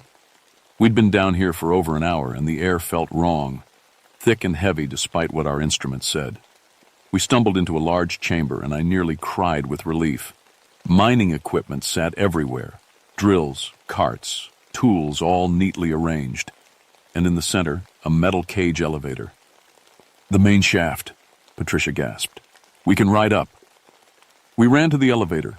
The metal gate was open, and inside I could see the controls, a simple lever to go up or down. Tom stepped in first, then Patricia. I was about to follow when I saw something that made my skin crawl. A clock on the wall. 11:33. The same time as one of the clocks in the break room. And next to it, a workboard with names written in chalk. 23 names, all from the 1930s based on the old-fashioned handwriting. At the bottom, 3 new names in fresh chalk. Samuel Blackstone, Patricia Silverton, Tom Braswell. "Get in!" Tom yelled. I jumped into the elevator and slammed the gate shut. Tom pulled the lever. For a horrible second, nothing happened. Then, with a groan of metal, we started moving up. "Oh, thank God," Patricia sobbed. "Thank God. Thank God." We rose past level markers carved in the rock.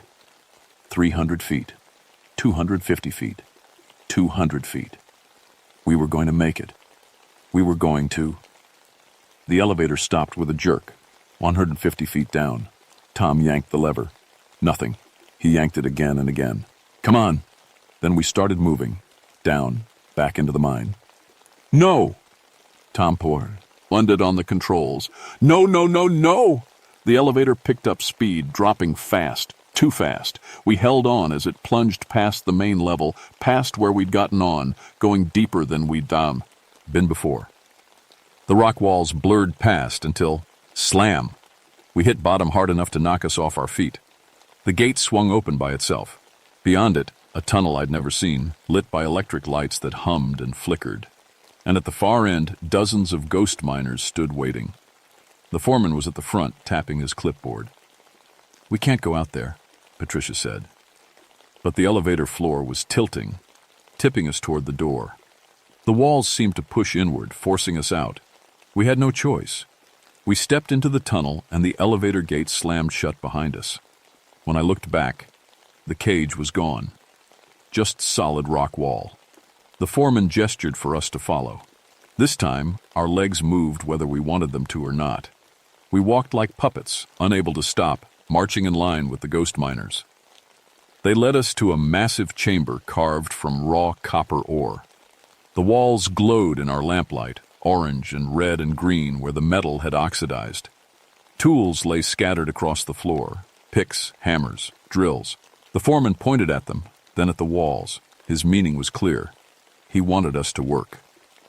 "This is insane," Tom said, but he was already bending down, picking up a hammer. I can't control." Patricia grabbed a pick. I felt my hands reach for a drill without meaning to. The ghost miners spread out around us, each starting their own work. Their picks passed through the rock like mist, but ours hit solid stone, the impact jarring my arms. We worked. We couldn't stop. Hours passed. Or maybe minutes. It was impossible to tell. My arms screamed with pain. Sweat poured down my face. But I kept drilling, kept hammering, while the ghost miners worked silently beside us. "Sam," Tom gasped. "Sam, we're going to die down here." "No," I said, though I wasn't sure I believed it. "No, we're not." Patricia dropped her pick and fell to her knees. "I'm sorry. Sam, I'm so sorry. We should have listened." That's when I noticed her speech. The way she said "should have" sounded old-fashioned, formal, like someone from the 1930s would talk. Tom was worse. "This here copper's running real good," he said in an accent that wasn't his own. "We'll make quota for sure." "Tom, snap out of it." I grabbed his shoulders and shook him. "You're not from the 1930s. Your name is Tom Braswell. You're from West Virginia. You have a wife named Linda." His eyes focused on me. "Linda? Yeah, Linda." Modern Tom came back for a moment. "What's happening to us?" "The mine is making us like them," I said. "The longer we're here, the more we become—" I couldn't finish the sentence. Didn't want to. The foreman appeared next to me. Up close, I could see through him, the rock wall visible behind his faded body.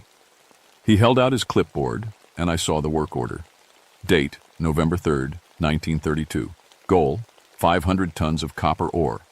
Current, 487 tons. They'd been 13 tons short of their quota when they died. For 41 years, they'd been trying to finish the job. "You want us to help you complete the shipment," I said. The foreman nodded. "And if we do? If we help you finish, will you let us leave?" He stared at me with those empty eyes. Then, slowly, he nodded again. I looked at Tom and Patricia. They were fading, colors in their skin turning gray, movements becoming jerky and slow. We didn't have much time. "Okay," I said. "We'll help you. But you have to promise, when it's done, we go free." The foreman extended his hand. I reached out, expecting to pass right through, but his hand was solid and cold as ice. We shook on it, and I felt something lock into place, like signing a contract written in my bones. "What did you just do?" Patricia whispered. "Made a deal," I said. "Now let's mine some copper." We worked alongside the ghosts for what felt like days. My hands bled, my back seized up. Tom collapsed twice, and each time the ghost miners just stood there, waiting until he got back up. Patricia cried while she worked, tears running down her gray face. But slowly, ton by ton, we filled the ore carts. The ghost miners loaded them onto the rail tracks and pushed them toward the elevator shaft. The foreman made marks on his clipboard, and the number climbed. 490 tons, 495 tons, 498 tons. I was swinging my pick when my radio crackled to life. "Hello? Sam? Can anyone—" Is Ranger Station 5. Does anyone—" My radio. I'd forgotten all about it. The voice sounded like it was coming from another world, which I guess it was. The real world. The surface, daylight and fresh air and everything I'd taken for granted. I dropped my pick and grabbed the radio. "This is Sam Blackstone. We're trapped in Dead Man's Copper Works. We need—" Static roared, then cut out completely. But just hearing that voice, that connection to the outside, cleared my head like cold water. I looked around the chamber and really saw it for the first time in hours. The walls weren't glowing anymore. They were pulsing, breathing, like living tissue. The copper veins ran through the rock like arteries, and they were moving, pumping something that looked like light but felt like consciousness. The ghost miners weren't digging out ore. They were feeding the walls, making them stronger. "Patricia!" I shouted. "What is this copper? What's in it?"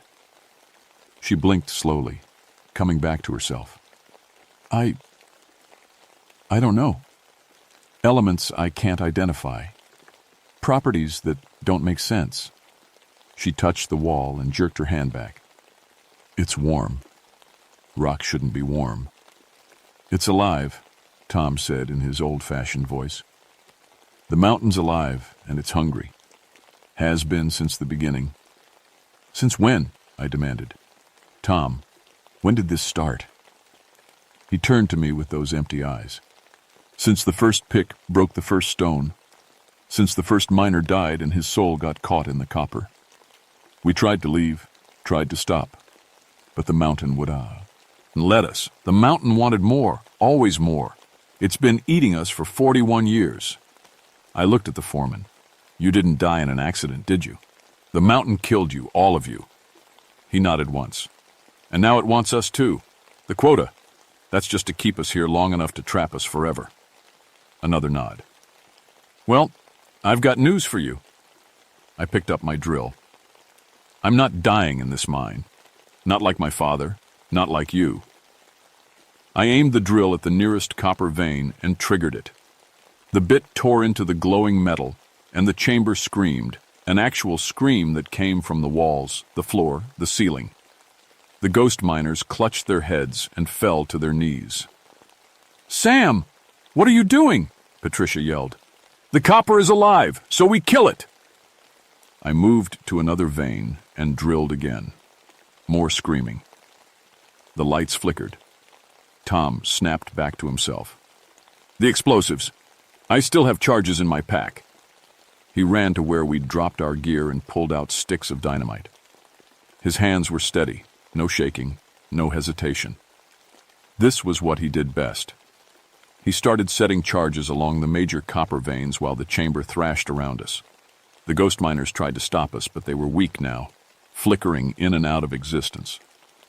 The foreman grabbed my arm, his grip strong despite his fading form. He shook his head desperately. "No, don't." "I'm sorry," I told him. "But if we destroy the copper, maybe you can finally rest." Understanding filled his empty eyes. Then something else. Relief. He let go of my arm and stepped back. The other ghost miners did the same. They wanted this. They wanted to be free. "Charges set," Tom called. "We've got 2 minutes." We ran. Behind us, the copper veins writhed like snakes, trying to close the tunnel. The mountain fought to keep us, but it was dying, losing power with every second.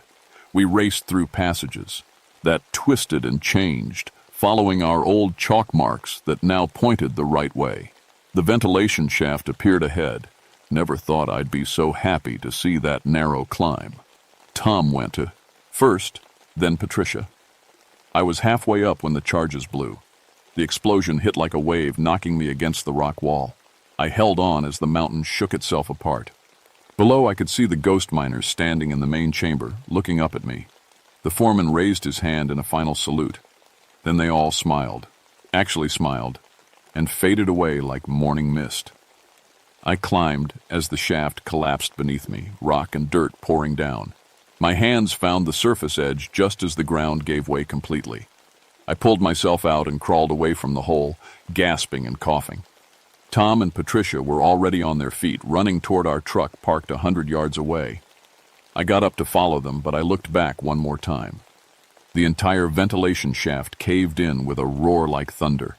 Dust exploded into the air. The ground kept shaking for another minute, then went still.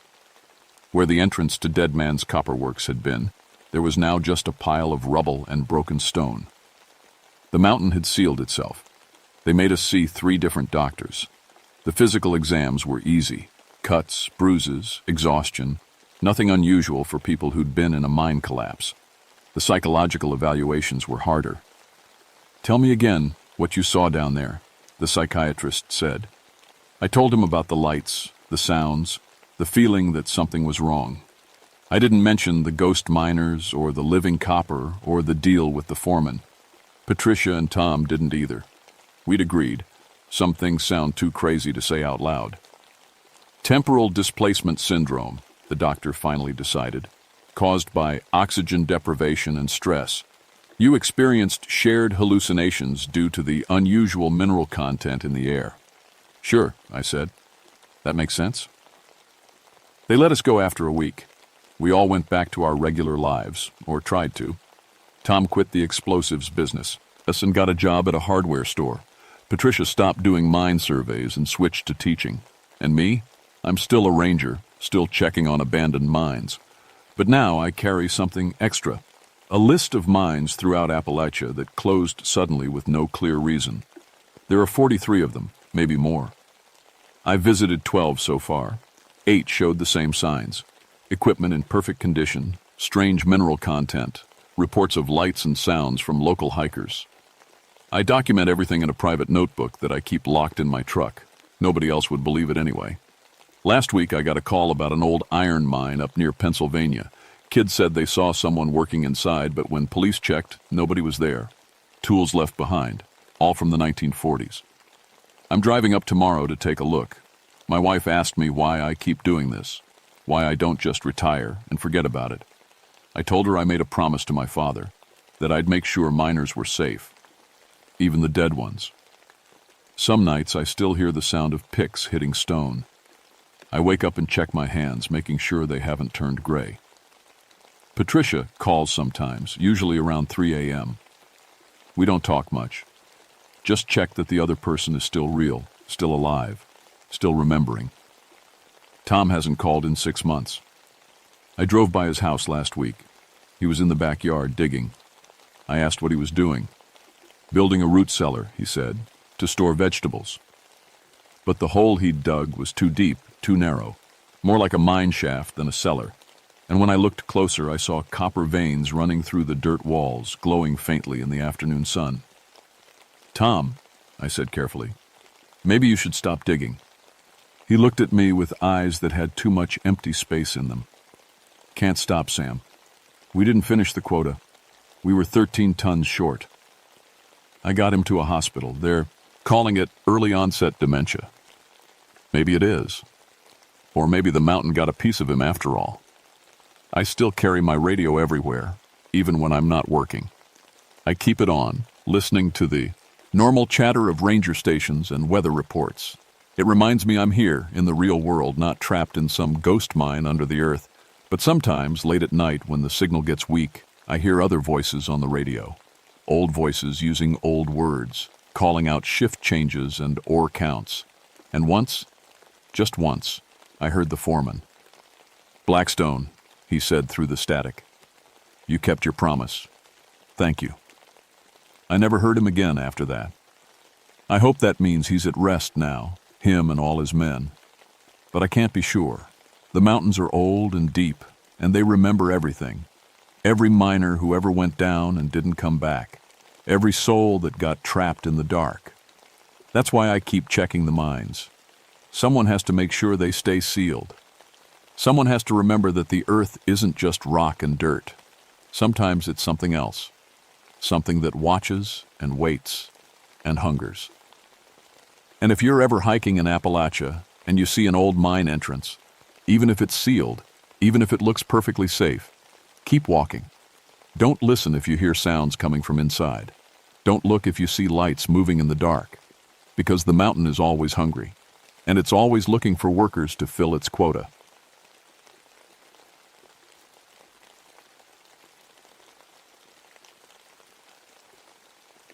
My name is Caleb Thornfield, and I've been a ranger for the Ozark St. Francis National Forest for 18 years now. I'm telling you this because I need you to understand. I'm not the kind of person who believes in ghost stories. I grew up in these mountains. My daddy grew up here. I know the difference between a bear scratching on a tree and something that shouldn't exist. I've seen a lot of strange things in my time. Dead deer arranged in circles, cabins that make your skin crawl for no good reason. But I always found an explanation. Always.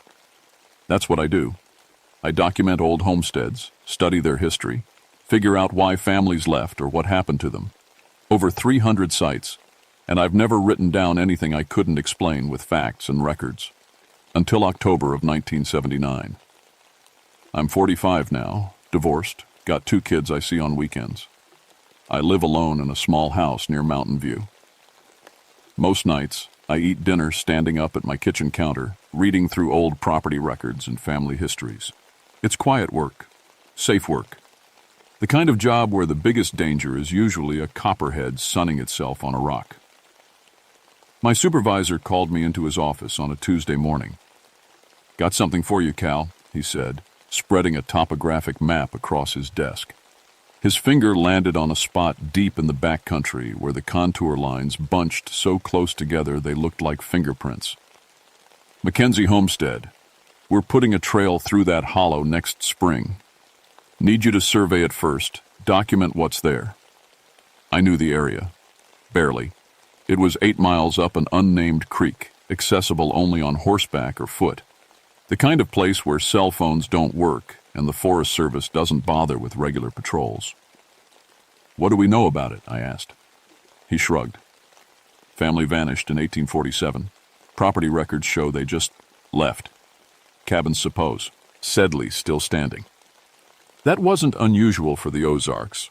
Lots of families came and went in those early days. Hard winters, failed crops, disease. But something about his tone made me look up. "What aren't you telling me?" He pulled out a file folder, thin as a pamphlet. "Every ranger we've sent to map that area has come back different. Won't talk about it. One guy requested a transfer to Alaska the same day he got back. Another one quit the service entirely. And you want me to go anyway? You're the best we've got at this stuff. If there's something worth preserving there, you'll document it right. If there's nothing, we'll know for sure." He looked at me over his reading glasses. "Take 3 days. Camp if you need to. Just get me a full report." I left his office with the map and the thin file folder. Inside was a single piece of paper, a A property deed from 1845 showing the Mackenzie family purchased 160 acres. Husband, wife, 3 children. No death certificates. No records of them anywhere after 1847. I spent the next 2 days preparing, packed my surveying equipment, camera, notebooks. My horse Red was a 15-year-old gelding who'd been up every trail in the forest.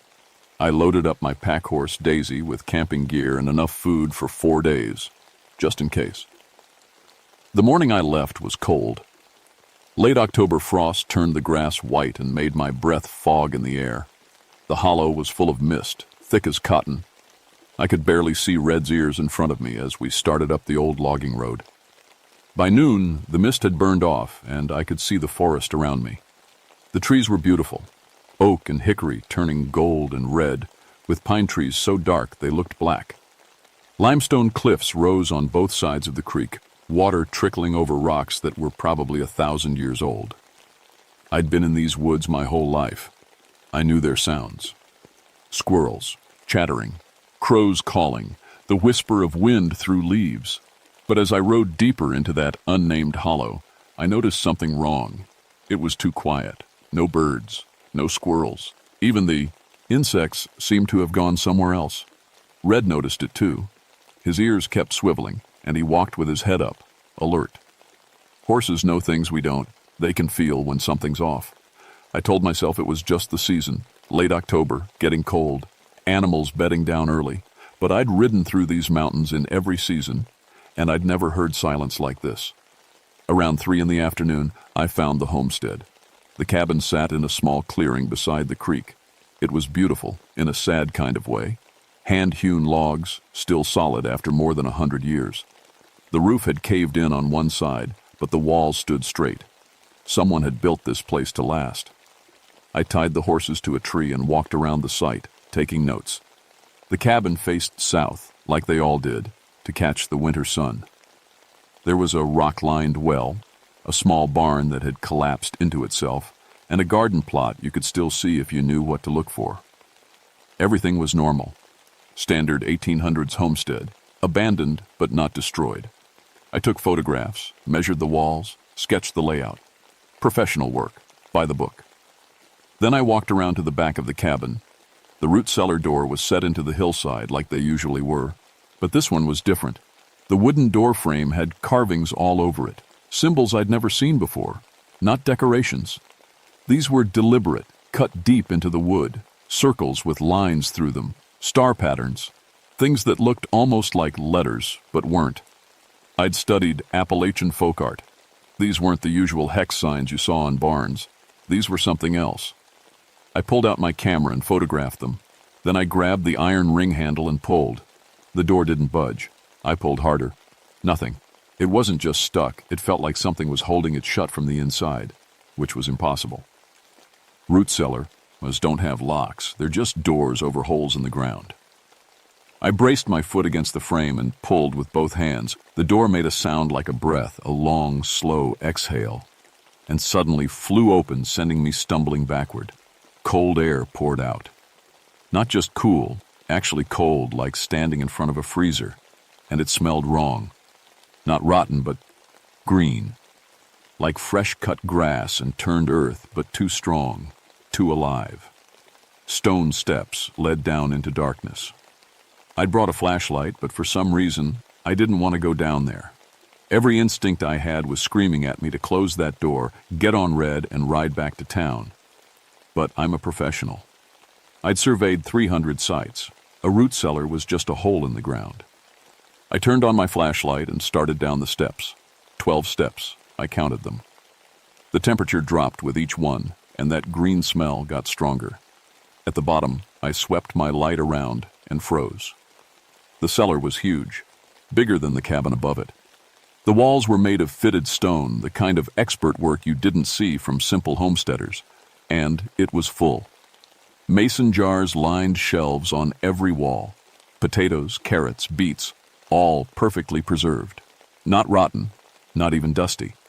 They looked like someone had put them there yesterday, not 132 years ago. In the center of the room was a flat stone, like an altar. It had carvings on it too, vines and roots and flowers all intertwined, and around it, the vegetables were arranged in patterns, circles inside circles, lines radiating out like a sun. I stepped closer, my light catching something on the shelves. Books, leather-bound journals stacked neatly beside the jars. I picked one up and opened it. The handwriting was neat, careful, feminine. June 14th, 1846. The spirits of the roots have blessed us again. The potato harvest will be triple what we expected. I can hear them, singing in the earth. I flipped through more pages. The entries got stranger.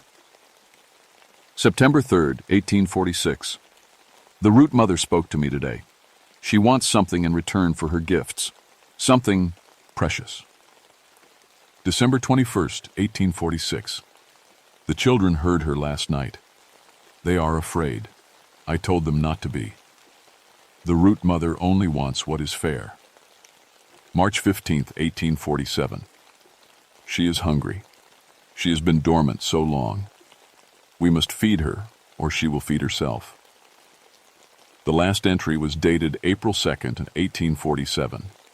Just 2 words, written over and over until they filled the page. She's awake. She's awake. She's awake. She's awake. I heard something behind me. A soft sound, like something sliding across stone. I spun around, my flashlight beam sweeping across the shelves. The jars sat exactly where they'd been. Nothing had moved. But when I looked at the altar, one of the potatoes in the pattern had shifted. Just an inch. Just enough to notice. Old building settling, I said out loud. My voice sounded small and scared in that underground space. I watched the potatoes for a full minute. They didn't move again. I told myself to leave. Get out, write the report, recommend the site be left alone. But I needed to be thorough. I needed photographs. I raised my camera and took a picture of the altar. The flash lit up the whole cellar for a moment, and in that brief light, I saw something that made my hands go numb. The vegetables on the shelves weren't just sitting there. They had roots. Long, pale roots that had grown down from the jars and into the cracks between the stones, and those roots were connected to each other, forming a web across the entire wall. I lowered the camera slowly. All around me, in every direction, the roots were moving. Not fast, just a gentle pulse, like breathing, like a heartbeat. The temperature in the cellar dropped another 10 degrees. I backed toward the stairs, not taking my eyes off those shelves. The roots kept pulsing, kept moving, and now I could see them emerging from the dirt floor too. Thin white tendrils pushing up through the packed earth, reaching towards me. My foot hit the bottom step. The root cellar door slammed shut above me. I ran up those stairs so fast, I almost dropped my flashlight.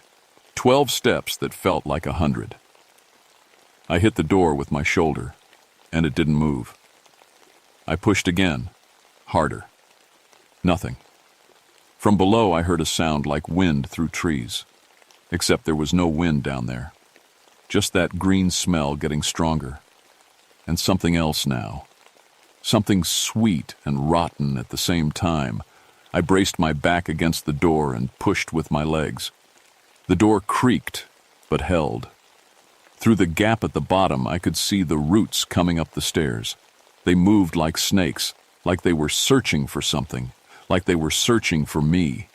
I pushed again, screaming with the effort, and the door flew open. I tumbled out into the clearing, into blessed daylight and fresh air. Red and Daisy were going crazy. Red was rearing against his rope, eyes rolling white. Daisy was making a sound I'd never heard a horse make, a high, terrified scream. I scrambled to my feet and looked back at the cellar entrance. The roots weren't just inside anymore. They were coming out. Pale tendrils pushed through the gaps in the doorframe, reaching toward the grass.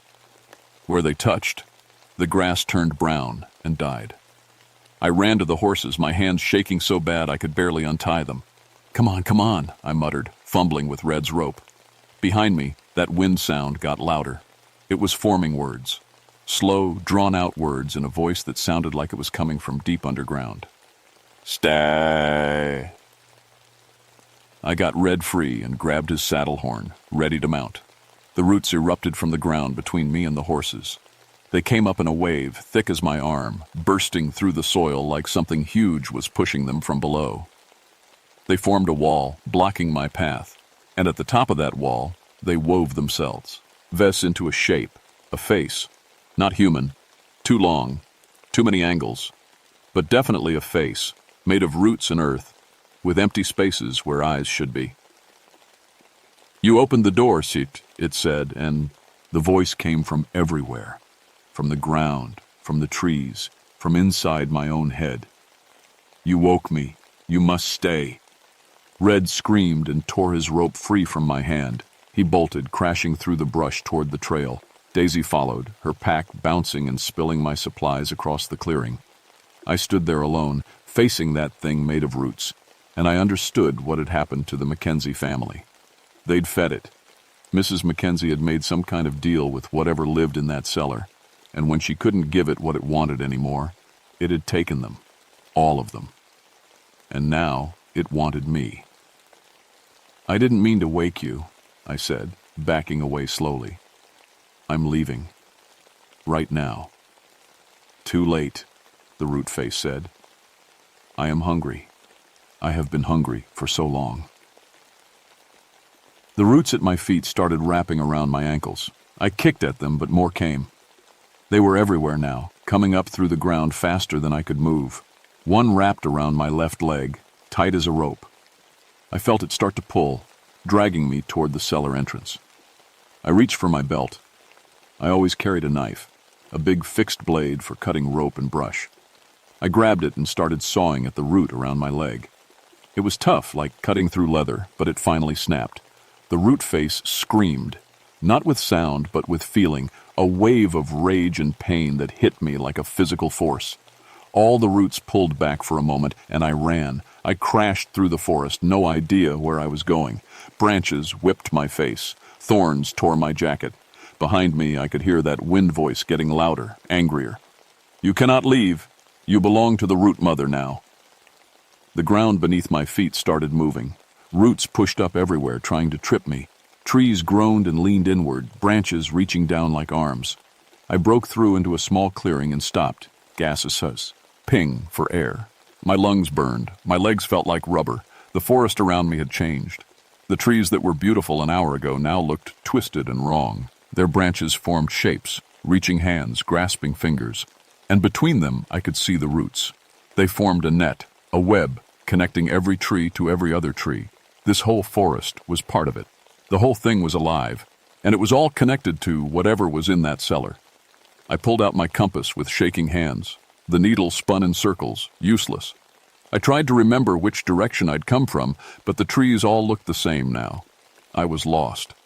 8 miles from the nearest trail, and I was lost. Something moved in the trees ahead of me. I raised my knife. A woman stepped out from behind an oak tree. She wore an old-style dress, the kind from the 1800s. Her hair was long and gray. Her face was pale, too pale, and her eyes were completely black. "Mrs. Mackenzie?" I whispered. She smiled, but it was wrong. Her mouth opened too wide, and I could see roots growing inside it, coming out between her teeth. "She is part of me now," the root mother said through Mrs. Mackenzie's body. "They are all part of me, and soon you will be too." More figures emerged from the trees.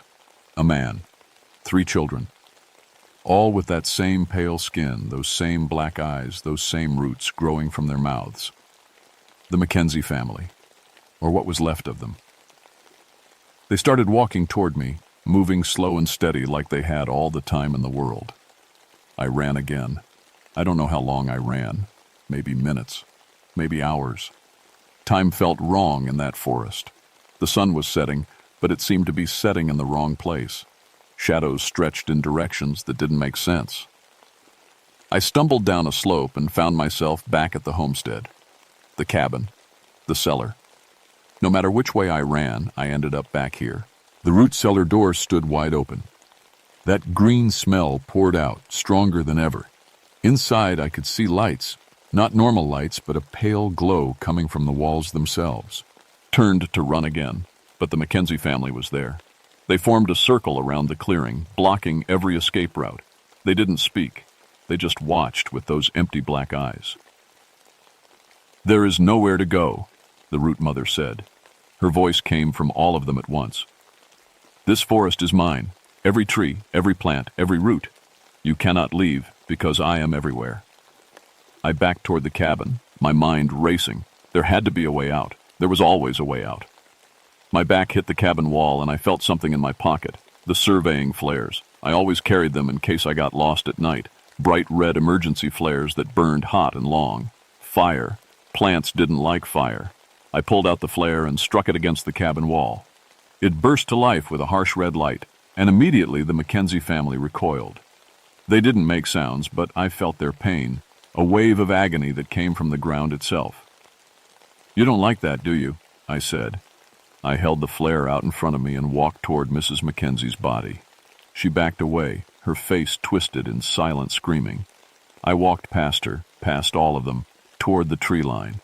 Maybe if I got far enough from the cellar, I could break free of whatever power it had. But I'd only made it 20 feet when roots erupted around me again. Dozens of them, hundreds, all pulling me back toward the cellar. The flare worked. Any root that touched it withered and died, but there were too many. They grabbed my legs, my arms, my waist. I dropped the flare and hit the ground hard. The roots dragged me backward, and I clawed at the dirt, at the grass, at anything I could reach. My fingers closed around a rock, and I threw it at the nearest body. It hit Mr. Mackenzie in the chest and went right through him. He wasn't solid. He was just roots and earth shaped like a person. They dragged me to the cell, our entrance. Down the stairs, back into that cold underground chamber. The altar in the center was glowing now, pulsing with that same pale light. The roots covering the walls had grown thicker, forming patterns that hurt to look at. And beneath the altar, I could see something massive, a tangle of roots as thick as tree trunks, all twisted together into one huge central mass. That was the heart of it, the root mother's real body. The roots pulled me onto the altar and wrapped around my chest, my arms, my legs. They were so tight I could barely breathe. More roots came from the ceiling, from the walls, all reaching toward me. "You will feed me," the root mother said.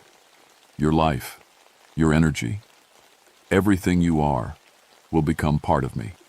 And then you will never be alone. You will be part of the forest forever."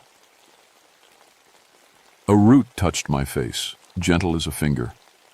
Where it touched, my skin went numb.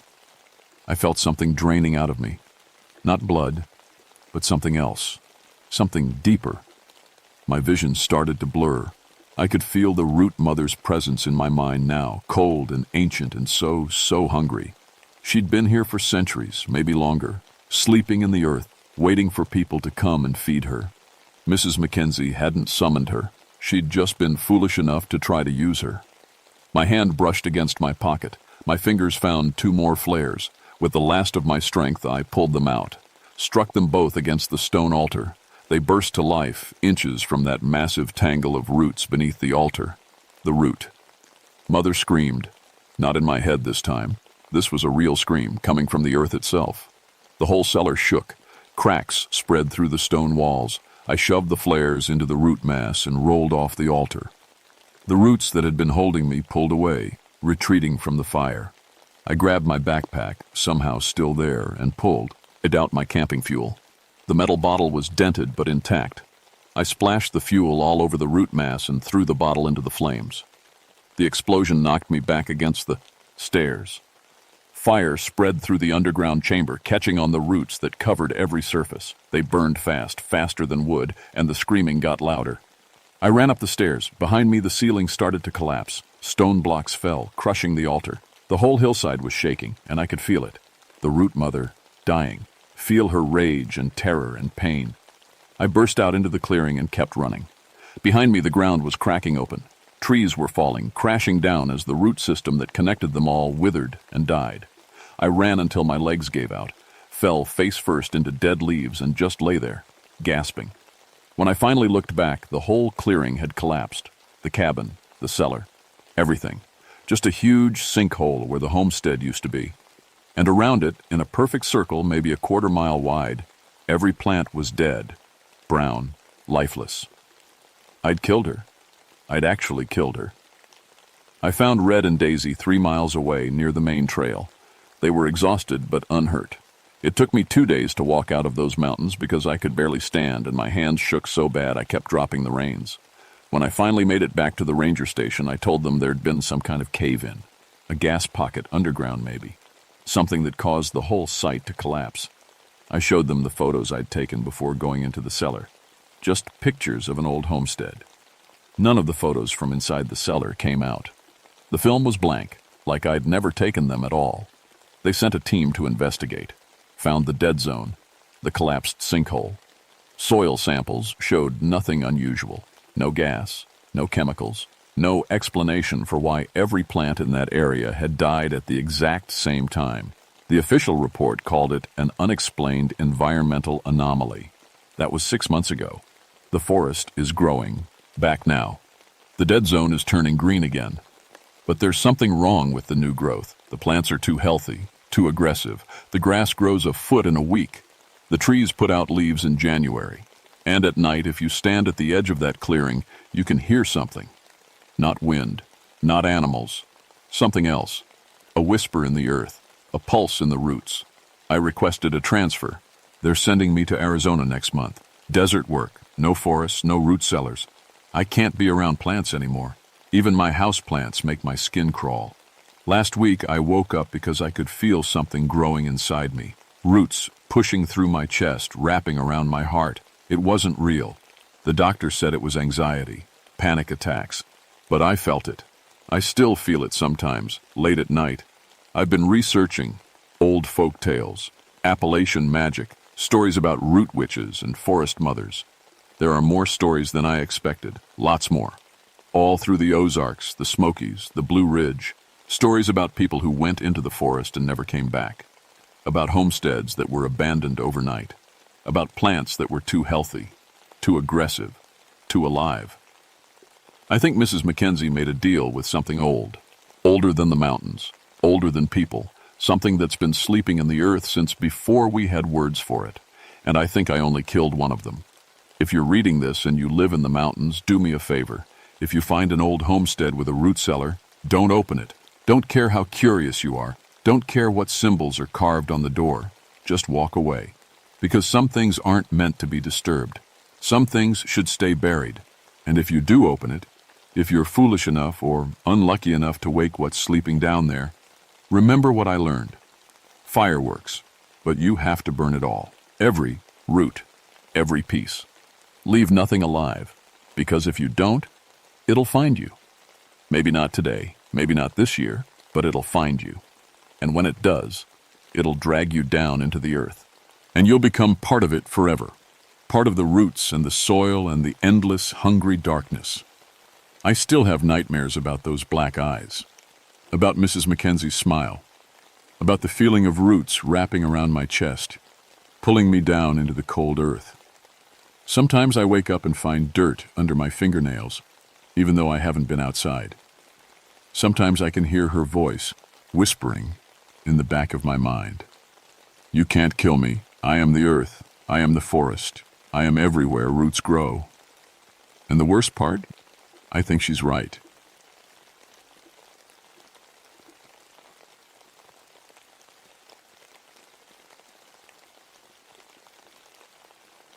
My name is Ezra Whitmore, and I've been a park ranger at Shenandoah National Park for 15 years. I know every trail, every cliff face, every dark hole in these mountains. My specialty is cave rescue, pulling people out of tight spots when they get themselves stuck underground. I've done it 127 times without losing anyone, until October 1971. People think being a ranger is all sunshine and helping tourists find bathrooms. But caves are different. They're cold and silent, and they don't care if you're scared. You go in when someone needs help, no matter what. I'm 42 now. My wife, Sarah, died in a climbing accident 7 years ago. She was teaching kids about the outdoors when her harness failed. After that, I couldn't just sit around. I joined the Park Service to do what she would have wanted, keep people safe out here. I never believed the old stories. You hear them all the time in these mountains. The locals talk about hollow folk living inside the rocks. Cherokee legends warn about caves that breathe. Old-timers say some mountains have spirits that don't like visitors. I always figured it was just campfire talk. People getting spooked in the dark, hearing wind through cracks and thinking it's ghosts. Then 3 cavers went missing in Whisper Cave. They were graduate students from Virginia Tech, experienced, careful, smart.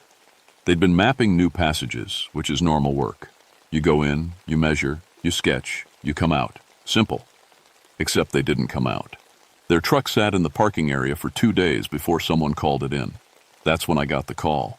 I grabbed Tom Millfield, my backup ranger, and Dr. Rebecca Stone, a volunteer spelunker who knew caves better than anyone. Rebecca taught geology and spent more time underground than above it. Tom was young but solid, 26, strong as an ox, never panicked. We checked our gear twice. In what 971. We didn't have fancy equipment. We had carbide headlamps that burned acetylene gas to make light. We had manila rope, mechanical ascenders, and basic radios that barely worked underground. That was it. Whisper Cave sits 2,000 feet up the mountainside. You have to climb through old forest just to reach the entrance. The trees there are huge and twisted, their roots grabbing at the rocks like fingers. Even in daylight, it feels darker than it should. The cave mouth was a crack in the limestone, just wide enough to squeeze through sideways. Cold air poured out of it, smelling like minerals and something else, something stale. You feel that? Tom asked, shivering. Just cave air, I said. Always cold. But he was right. Something felt wrong. We squeezed through the entrance one by one, our carbide lamps throwing jumping shadows on the wet stone. The cave opened up after 20 feet, turning into a proper passage about 6 feet high. Water dripped somewhere in the darkness ahead. That's when we found the first strange thing. The missing caver's equipment was laid out on the cave floor in perfect geometric patterns.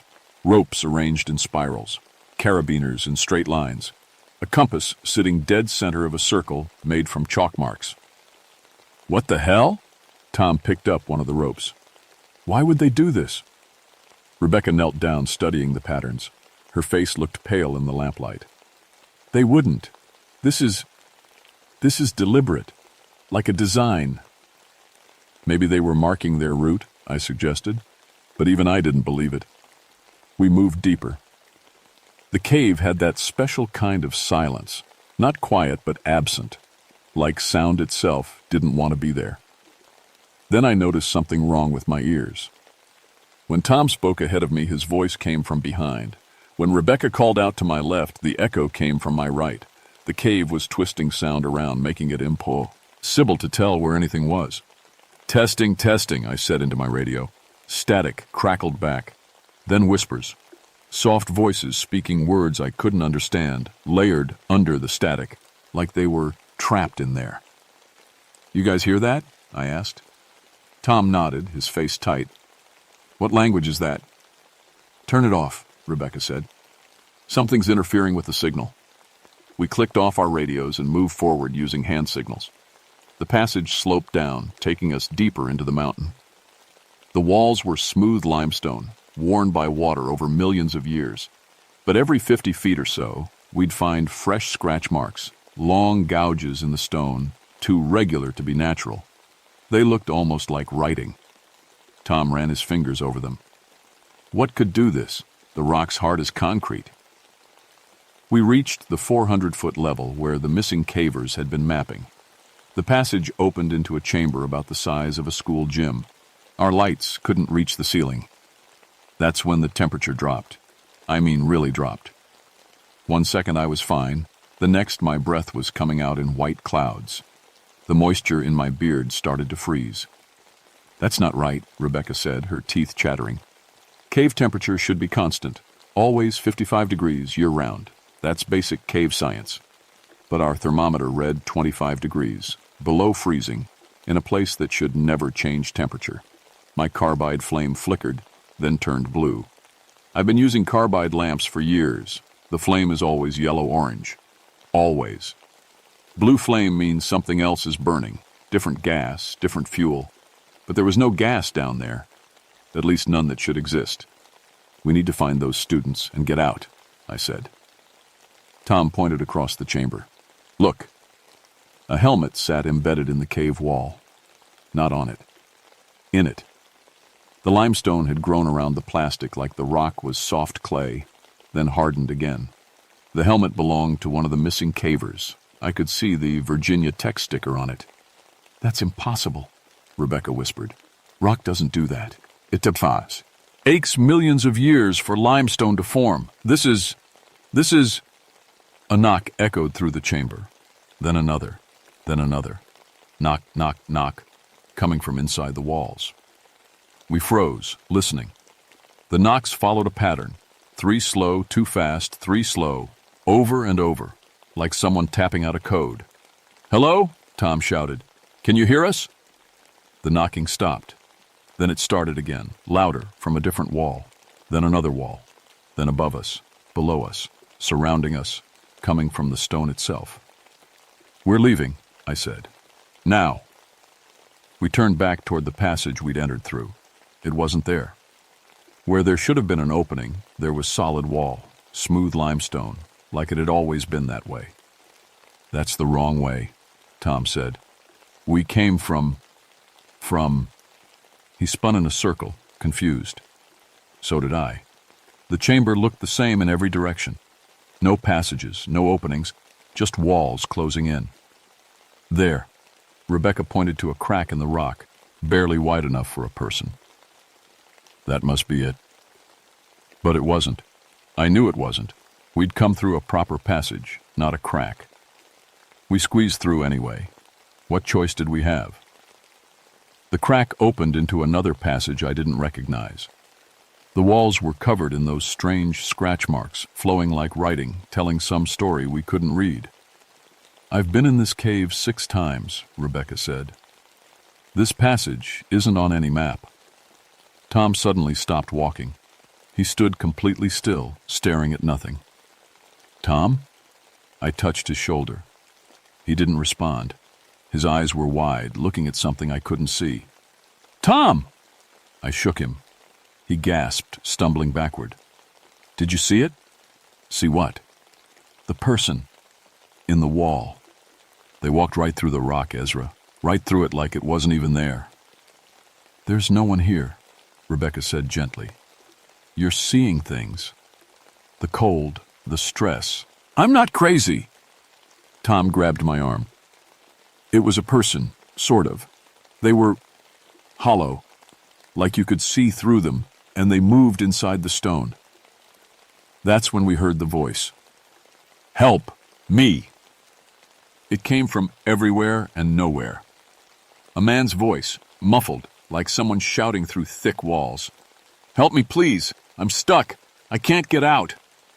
Where are you? I shouted back. In the wall. I'm in the wall. It won't let me go. I pressed my ear against the limestone. The voice was clearer there, coming from inside the rock itself. Who are you? David. David Chen. From Virginia Tech. Please, you have to get me out. I've been here for days. I can't move. I'm trapped inside the stone. My blood went cold. David Chen was one of the missing cavers. How did you get in there? Rebecca asked, her scientific mind still trying to find logic. They pulled me in, the hollow ones. They live in the rock. They move through it like water. They grabbed me during sleep and pulled me through. Now I'm part of it. Please, please get me out. I didn't know what to say. How do you pull someone out of solid rock? Tom started backing away. This isn't real. This isn't happening. Tom, stay close. But he was already running, disappearing into the darkness beyond our lights. Tom! I chased after him. The passage split into 3 directions.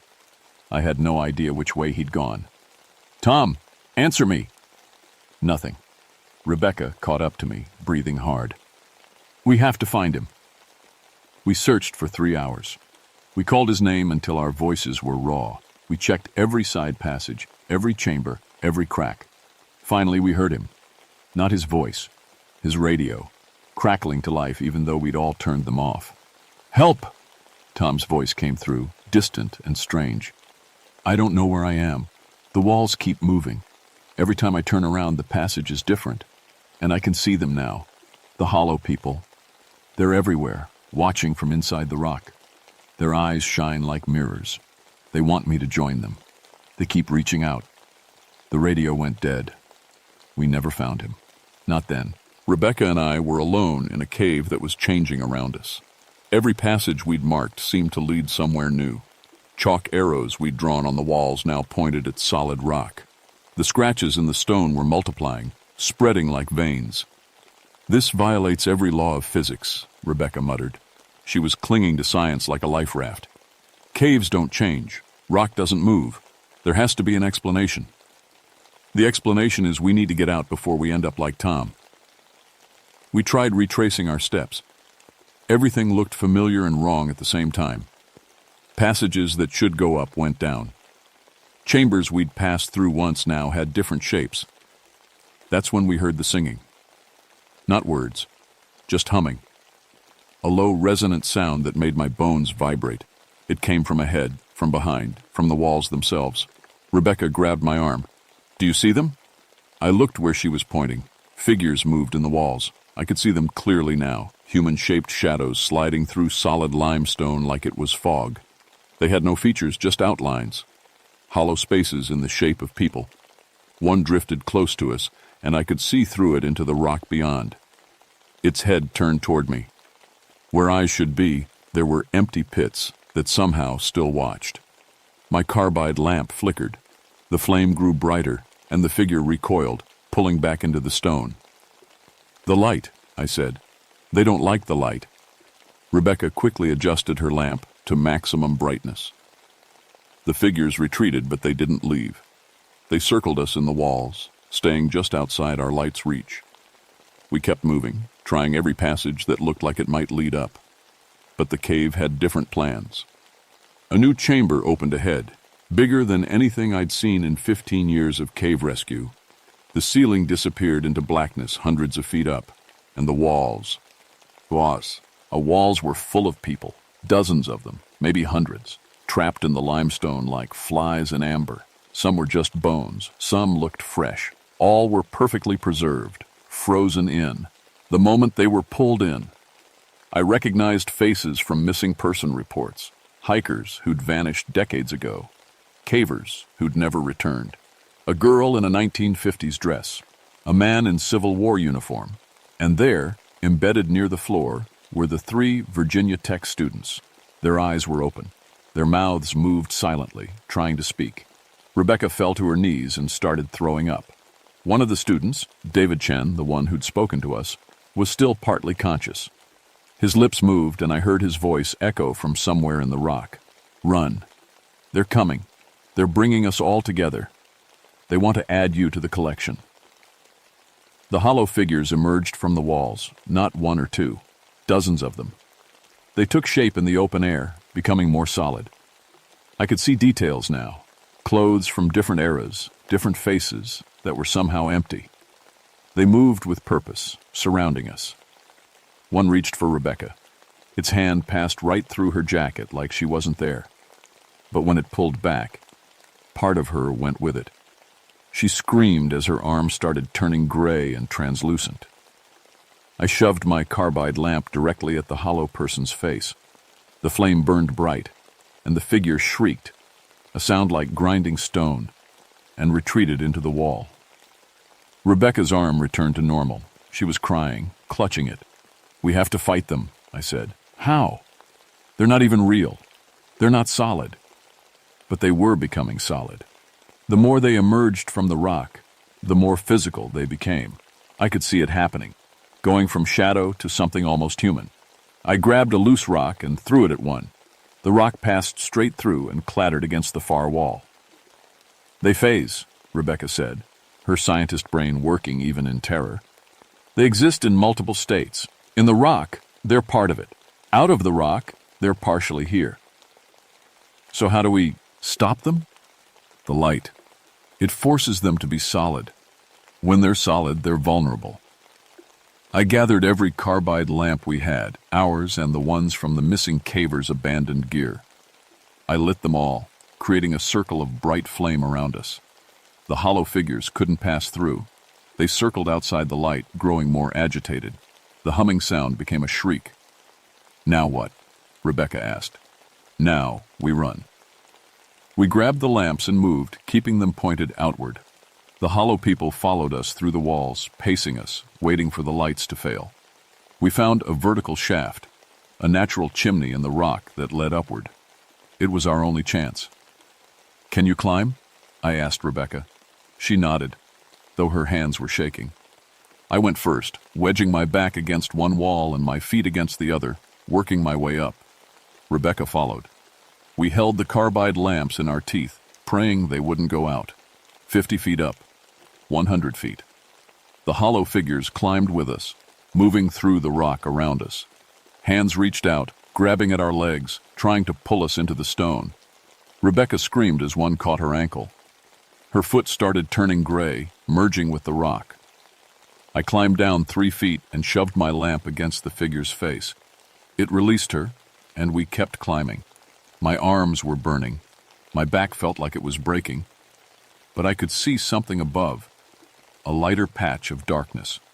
The entrance, 200 feet, 250. A hollow person emerged directly in front of me, materializing out of the wall. Its empty eyes stared into mine.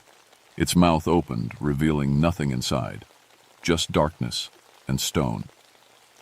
"You belong here now," it said in a voice like grinding gravel. "You've gone too deep, you've seen too much, join us. Join us in the stone forever." I didn't think, I just swung my lamp like a weapon. The flame caught it full in the face, and for a moment, just a moment, I saw the person it used to be. A young man, terrified, screaming silently as he burned. Then it was gone, pulled back into the rock. We burst through the cave entrance as dawn light hit the mountainside. The hollow figures stopped at the opening, unable or unwilling to follow into sunlight. They watched us from the darkness, their empty eyes reflecting our lamplight. Rebecca collapsed in the pine needles. She was shaking so hard her teeth clattered. I pulled her away from the entrance, away from that dark hole in the mountain. "Tom," she whispered. "We left Tom. Tom's gone." No, he's still in there. We heard him. We have to—" "He's gone," I said firmly. "He's in the walls now, like the others." She started crying then, real crying, the kind that comes from somewhere deep. I held her while she sobbed, watching the cave entrance for any sign of movement. That's when I heard it again. Tom's voice floating out of the cave. "Ezra, is that you? I found a way out. I'm okay. I just need you to come back down and help me. I can't climb alone. Please, Ezra, please don't leave me." It sounded exactly like Tom. Same voice, same way of talking. But I'd been a ranger for 15 years. I knew what was real and what wasn't. "That's not Tom," I told Rebecca. "How do you know?" "Because Tom never called me Ezra. He always said sir or boss. Always." The voice changed. The tone went flat, inhuman. "Come back. You must come back. You know too much. You've gone too deep. You belong with us now, in the stone. Forever." I picked up Rebecca and carried her down the mountain. We made it to the parking area just as other rangers arrived. They found us covered in limestone dust, Rebecca catatonic, me babbling about hollow people in the walls. They found Tom's body 2 days later. The rescue team went in with floodlights and modern gear. They found him in a chamber we'd never seen, embedded in the wall up to his chest. His eyes were open. His mouth moved silently, but he was already more stone than man. They couldn't get him out. The limestone had grown around him like he'd been there for years, not hours. The Park Service sealed Whisper Cave with 3 tons of concrete and steel bars. They called it a cave-in, said the structure was unstable. They blamed the deaths on bad luck and poor preparation. But I knew the truth. Rebecca spent 6 months in a psychiatric hospital. She never went underground again. Last I heard, she was teaching at a community college in Florida, as far from mountains as she could get. I developed tremors in my hands, couldn't hold tools steady anymore, had panic attacks in enclosed spaces. The Park Service let me retire early with full benefits. They were kind about it, but I knew they wanted me gone, wanted me to stop talking about what I'd seen. But I couldn't stop. I started researching cave disappearances throughout the Appalachian Mountains. Once you know what to look for, the pattern is obvious. Experienced cavers vanishing in deep systems, bodies found embedded in walls, strange scratch marks in the limestone, reports of figures moving through solid rock. It goes back centuries. The Cherokee called them stonewalkers. The Monacan tribes warned their children never to enter the breathing caves where spirits lived. Old miners' journals from the 1800s describe workers who joined with the mountain and were never seen again. The Hollow people have been here longer than us. Maybe they've always been here. Maybe they are the mountain, in some way we can't understand. I mapped every sealed cave in Virginia, then West Virginia, Tennessee, Kentucky. All through Appalachia, there are caves marked with hazard warnings that don't quite make sense. Geological instability in stable rock, gas leaks where no gas should be, structural concerns in caves that have stood for millennia. All of them sealed, all of them hiding the same thing. It's been 3 years now. I'm 45, living alone in a cabin near the park. I don't sleep well.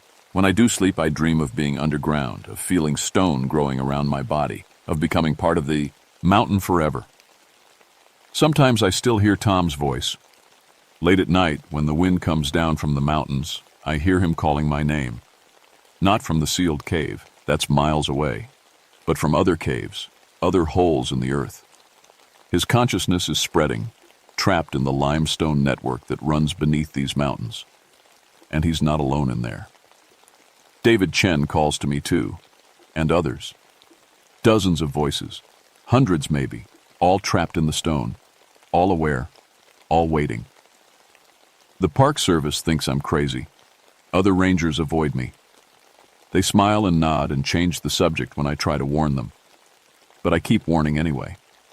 I've taken to marking caves myself. Nothing official. The Park Service would stop me if they knew. I leave small symbols on trees near cave entrances, warnings that look like trail markers but mean something else to those who understand. Stay out. Don't go deep.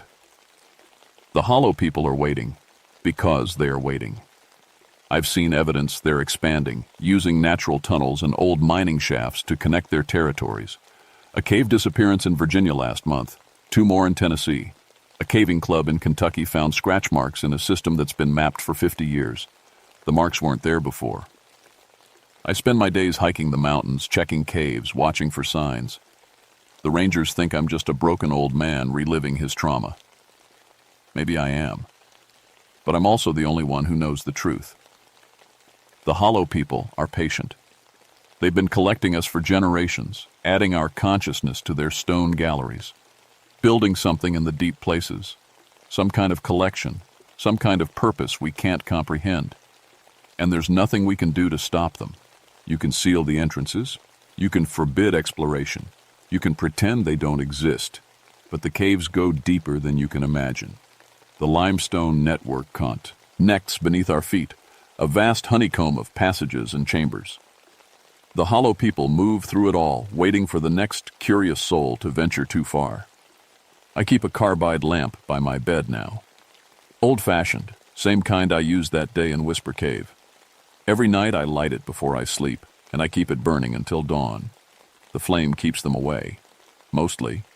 But sometimes I wake in the darkness and see shadows moving in the walls of my cabin, hollow spaces in the shape of people watching me from within the wood and stone, testing the boundaries, waiting for the light to fail. And I know, deep in my bones, that one day it will. One day my light will go out, and the Hollow people will come for me. They'll pull me back into the mountain where I belong, where I've always belonged since the moment I went too deep into Whisper Cave. I'm already marked, already claimed. I'm just not hollow yet. So I'm telling you this story as a warning. If you're thinking about exploring caves in the Appalachian Mountains, especially the deep systems, the unmapped passages, the old sealed entrances, don't. Stay in the sunlight. Stay where the stone is solid and the walls don't move.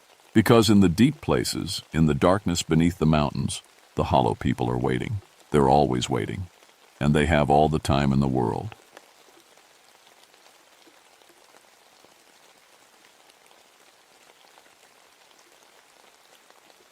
My name is Jacob Mountain View, but everyone just calls me Jake. I've been a ranger with the Great Smoky Mountains National Park for 20 years now, and before that I did 8 years as military police. I've seen a lot in my time: poachers, lost hikers, the occasional bear attack. I've walked into armed camps of moonshiners deep in these mountains and talked my way out without firing a shot. I know these hills like the back of my hand, and I know the people who live in them even better. I grew up in East Tennessee, right on the edge of these mountains. My granddaddy made moonshine back in the day, before it was so illegal the federal boys got involved. I understood the old ways, respected them even. The mountain folk weren't criminals in their hearts. They were just doing what their families had done for generations. But the law is the law, and wearing this ranger badge means I have to enforce it, even when my heart pulls the other way. I'm telling you all this so you understand. I'm not some superstitious fool. I don't believe in ghost stories or mountain magic. At least I didn't. It was October 1965 when everything changed. We got word about a moonshine operation up in Devil's Backbone Hollow, a remote spot near Cataract Falls that even the old-timers avoided. The informant said this wasn't your typical family still.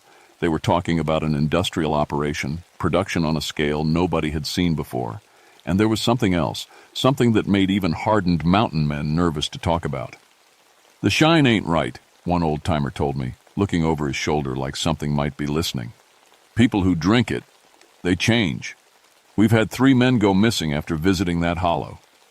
I figured he was just spinning tales to scare off the law, but the missing persons reports were real.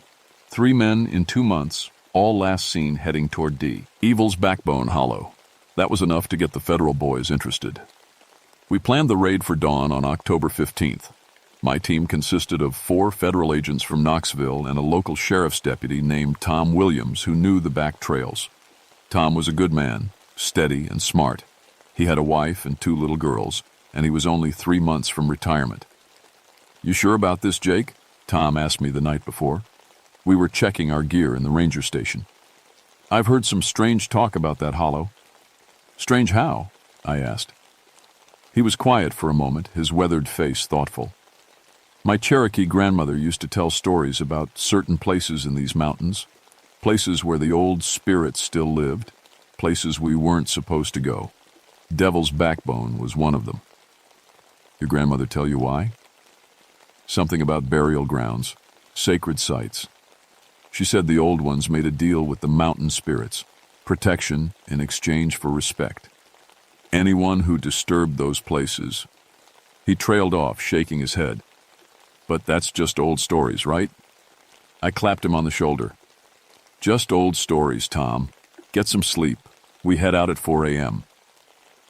But I didn't sleep much that night. Something about the way Tom had looked when he mentioned those spirits, like he half believed it himself, kept nagging at me.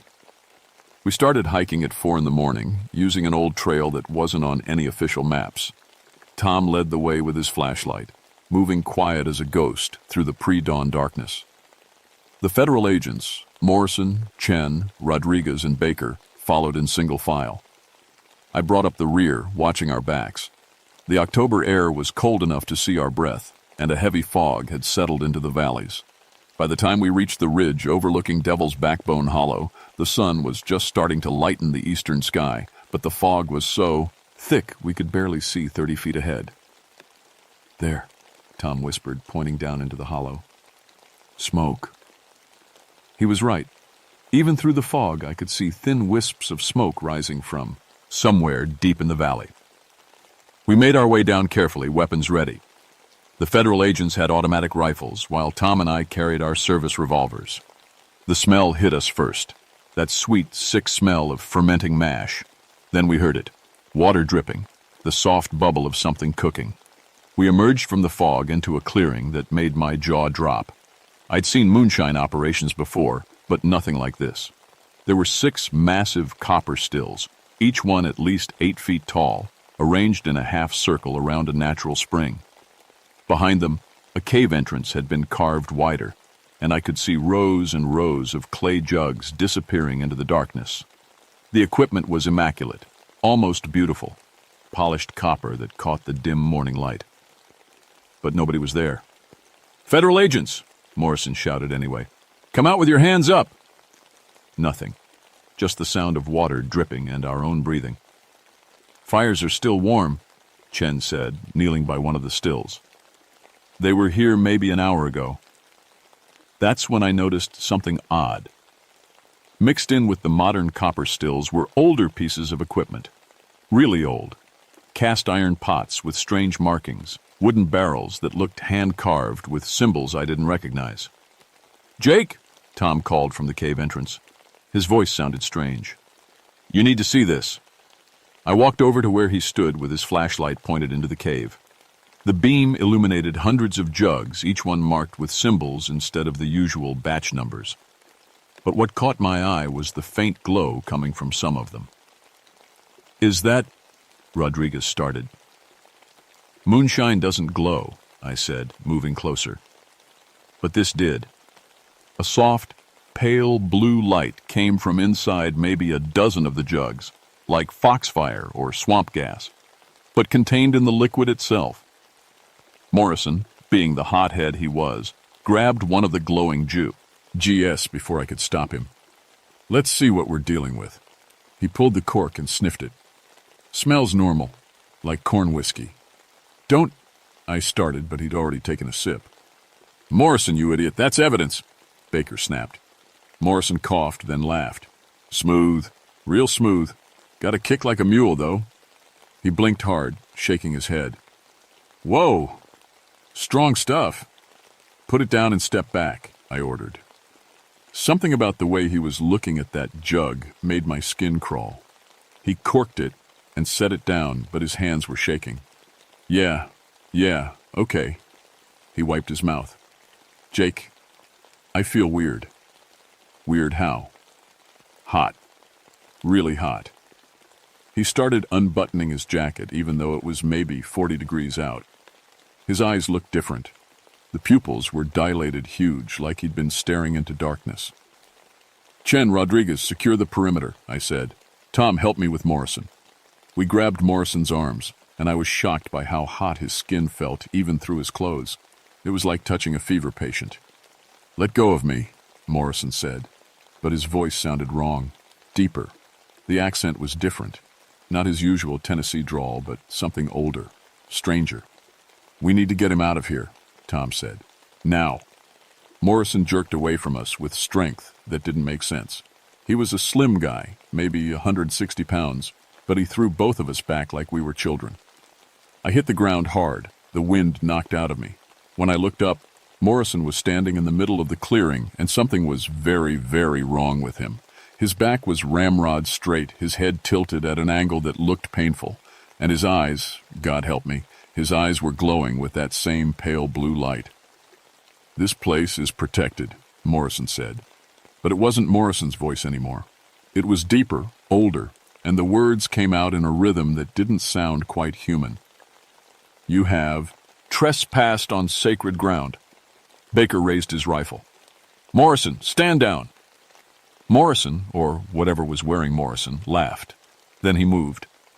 I've seen some fast people in my time. I've seen soldiers and criminals move when their life depended on it. But Morrison moved like water, like wind, like something that didn't need to follow the normal rules. 1 second he was 20 feet away, the next he was on Baker, and Baker was screaming. Baker went down hard, blood spraying from his throat. Morrison stood over him, and I saw that his hands had somehow become sharp, like his fingernails had grown into claws. That wasn't possible. That wasn't real. But Baker was dying, and that was very real. "Shoot him!" Rodriguez yelled, and both he and Chen opened fire. The bullets hit Morrison. I saw them hit him, saw the impacts on his chest and shoulder. But he didn't go down. He didn't even slow down. He turned toward them with that terrible smile and started moving again. "Run!" I shouted, grabbing Tom's arm. "Run now!" We ran. Behind us, I heard more gunshots, then screaming. Chen's voice, high and terrified, cut off suddenly. Rodriguez kept firing until his rifle clicked empty. Then he was running too, crashing through the underbrush behind us. The fog had gotten thicker, or maybe it was something else, because I couldn't see more than 10 feet ahead. Tom was right beside me, breathing hard. We could hear Rodriguez somewhere behind us, and then we heard other sounds. Footsteps, lots of them, all around us in the fog. "There's more of them," Tom gasped. "Jake, there's more." He was right. Through the fog, I could see shapes moving. People-shaped, but wrong somehow. They moved too smoothly, too quiet. And their eyes, all of them had those glowing blue eyes. We changed direction, heading uphill toward where we'd left our vehicles. Rodriguez caught up with us, his face pale as death. "Baker and Chen?" I asked, though I already knew. "Dead." Morrison tore them apart. "Jake, what the hell is happening?" "I don't know," I said, "but we need to get to the trucks." We made it to the ridge where we'd parked, but my heart sank. Both trucks had their tires slashed, their radios smashed. Someone, or something, had known exactly what to destroy. "Plan B," Tom said, pulling out his handheld radio. "We call for backup and—" The radio was dead. So was mine. So was Rodriguez's. "They're hurting us," I realized. "They want us to go somewhere specific." "Where?" Rodriguez asked. As if in answer, the fog parted slightly, showing a path deeper into the mountains. Away from civilization. Away from help. "We don't have a choice," Tom said quietly. "If we stay here, they'll pick us off." So we went where they wanted us to go. The path led to another cave, bigger than the one in the hollow. We ducked inside just as the rain started, a sudden violent downpour that came from nowhere. The temperature dropped 20 degrees in as many seconds. "That's not natural," Rodriguez said, shivering. "None of this is natural."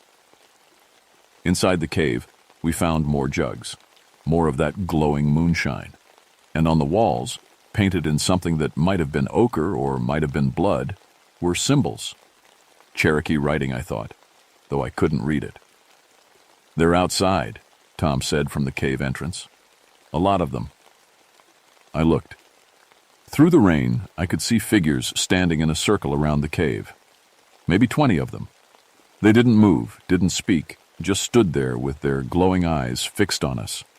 Then one of them stepped forward, and I recognized him. Not Morrison. Morrison was there too, standing in the rain like it didn't bother him. But the man in front was someone else. Someone I'd seen in old photographs. "That's Samuel Whitaker," Tom breathed. "Jake, that's impossible. Samuel Whitaker disappeared 30 years ago." The man, Samuel's body anyway, smiled. When he spoke, it was in a language I didn't understand at first. Cherokee, I realized. But then he switched to English. 20 years you've walked these mountains, Jacob Mountain View," he said. 20 years, and you've shown respect. You've been fair to our people. That's the only reason you're still alive." "What are you?" I asked. "We are the old ones, the spirits who made a bargain with the first people of these mountains. Protection for respect. Sacred ground for sacred ground. Your government wants to build a road through this hollow, through our burial grounds. We cannot allow it. So you possess people? Kill federal agents? We protect what must be protected. The moonshine is our tool. It allows us to inhabit the living, to walk in the world again. But we only take those who trespass with harmful intent." I thought about Baker and Chen, about Morrison, about all the people who'd disappeared. "And you want us to—" I started. "Go back," the spirit said through Samuel's mouth. "Tell your government the raid failed. Tell them the moonshiners escaped. Tell them anything you want, but tell them to leave this hollow alone. And if we don't? Samuel's body gestured to the circle of possessed people around us. Then you join us. Your bodies become vessels. You forget everything you were and become something else. Tom grabbed my arm. Jake, look at their faces. I looked closer at the circle of possessed people. In the rain and the fading light, I could see them more clearly now. Their faces were slack, empty. Whatever made them human was gone, worn away by whatever spirit was riding inside them. How long do they last? I asked. The bodies you possess? Long enough, Samuel's spirit said. Years, sometimes, until they wear out. That's what I was afraid of. Rodriguez raised his pistol. I'm not making any deals with demons. Rodriguez, wait. I started, but he'd already fired 3 shots. The bullets hit Samuel's body in the chest. He staggered back, blue light pouring from the wounds like liquid. The other possessed people started moving toward us. Into the cave, Tom shouted. Deep as we can go. We ran into the darkness, our flashlights, HTS cutting wild patterns on the walls. The cave went back farther than I'd thought, twisting and turning. Behind us I could hear footsteps, too many footsteps. There! Rodriguez pointed his light at a narrow opening. We can defend that. We squeezed through into a small chamber. It was barely big enough for the 3 of us, but that meant only one person could come through at a time. We had a chance. Morrison came through first. I shot him 3 times, center mass, and he kept coming. Tom hit him twice more before Morrison finally went down, but the body kept twitching, and that blue light was still in his eyes. They don't die, Rodriguez said, his voice cracking.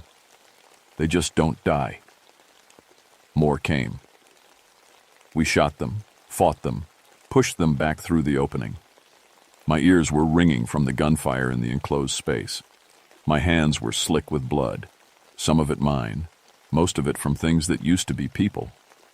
Then the shooting stopped. Not because we wanted it to, but because we were out of bullets. The 3 of us stood there in the dark, breathing hard, listening to the sounds of bodies moving on the other side of that opening. Jake, Tom said quietly, I need to tell you something. My grandmother, she told me the old stories. She said if the spirits ever came, there was one way to fight them, one way to make them listen. Tom, blood speaks to blood, he continued. That's what she said. The spirits respect sacrifice, real sacrifice. Not violence, but choice. What are you talking about? He was already moving toward the opening.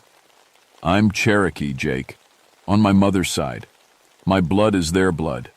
If I offer myself willingly, they have to honor that. They have to hear my request. Tom, no.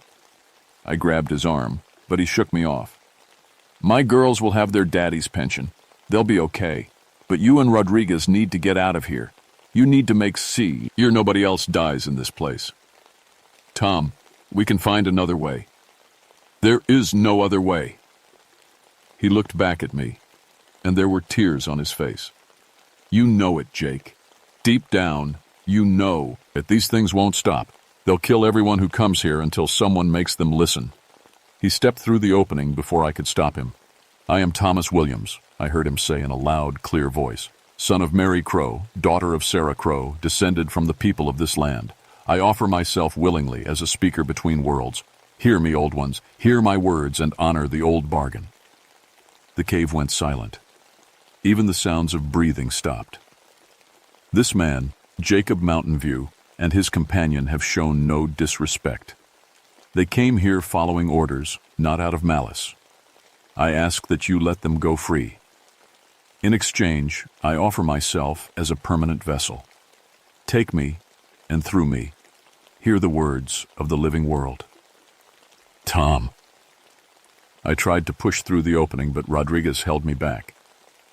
He's making his choice, Rodriguez said, and I heard the tears in his voice too. Don't make it meaningless. Light filled the cave, that blue light, but brighter than before. I heard Tom gasp, and then I heard his voice change, deepen, become something else. The bargain is accepted, Tom's voice said, But it wasn't Tom anymore. Go, Jacob Mountain View. Go and remember what was sacrificed here. Speak for us when the builders come. Speak for the sacred ground. Tom, I said, my voice breaking. Tom, I'm sorry. Go, the voice said again, gentler this time. Go now, before the sun rises and the offer ends.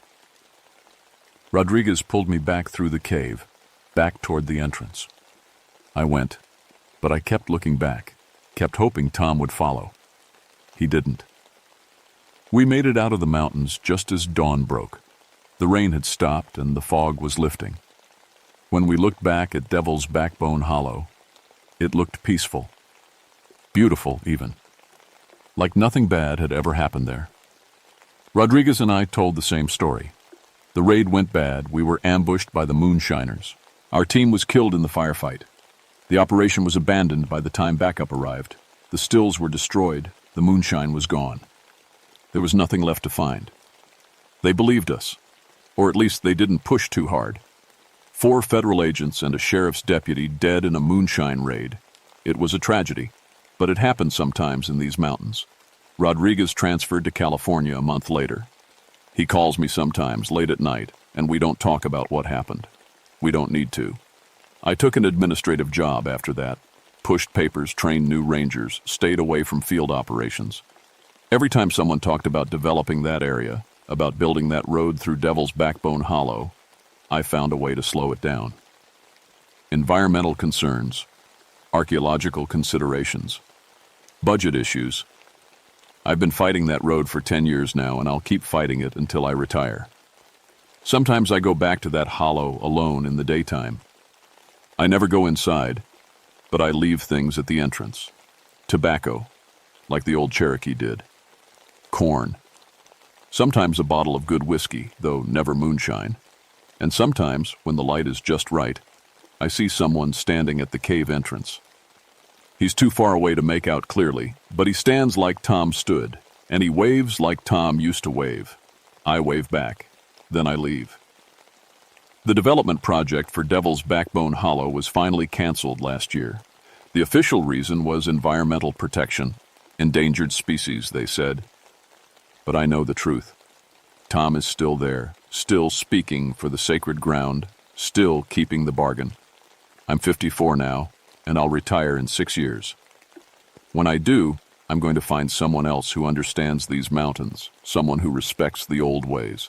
I'm going to tell them this story, and I'm going to ask them to keep watching over that hollow, because some places aren't meant for the living. Some places belong to the old ones, to the spirits who were here first. And some men make sacrifices that echo through the years, keeping all of us safe from things we don't understand. I never believed in cursed moonshine. I never believed in mountain spirits or possessed people or sacred ground.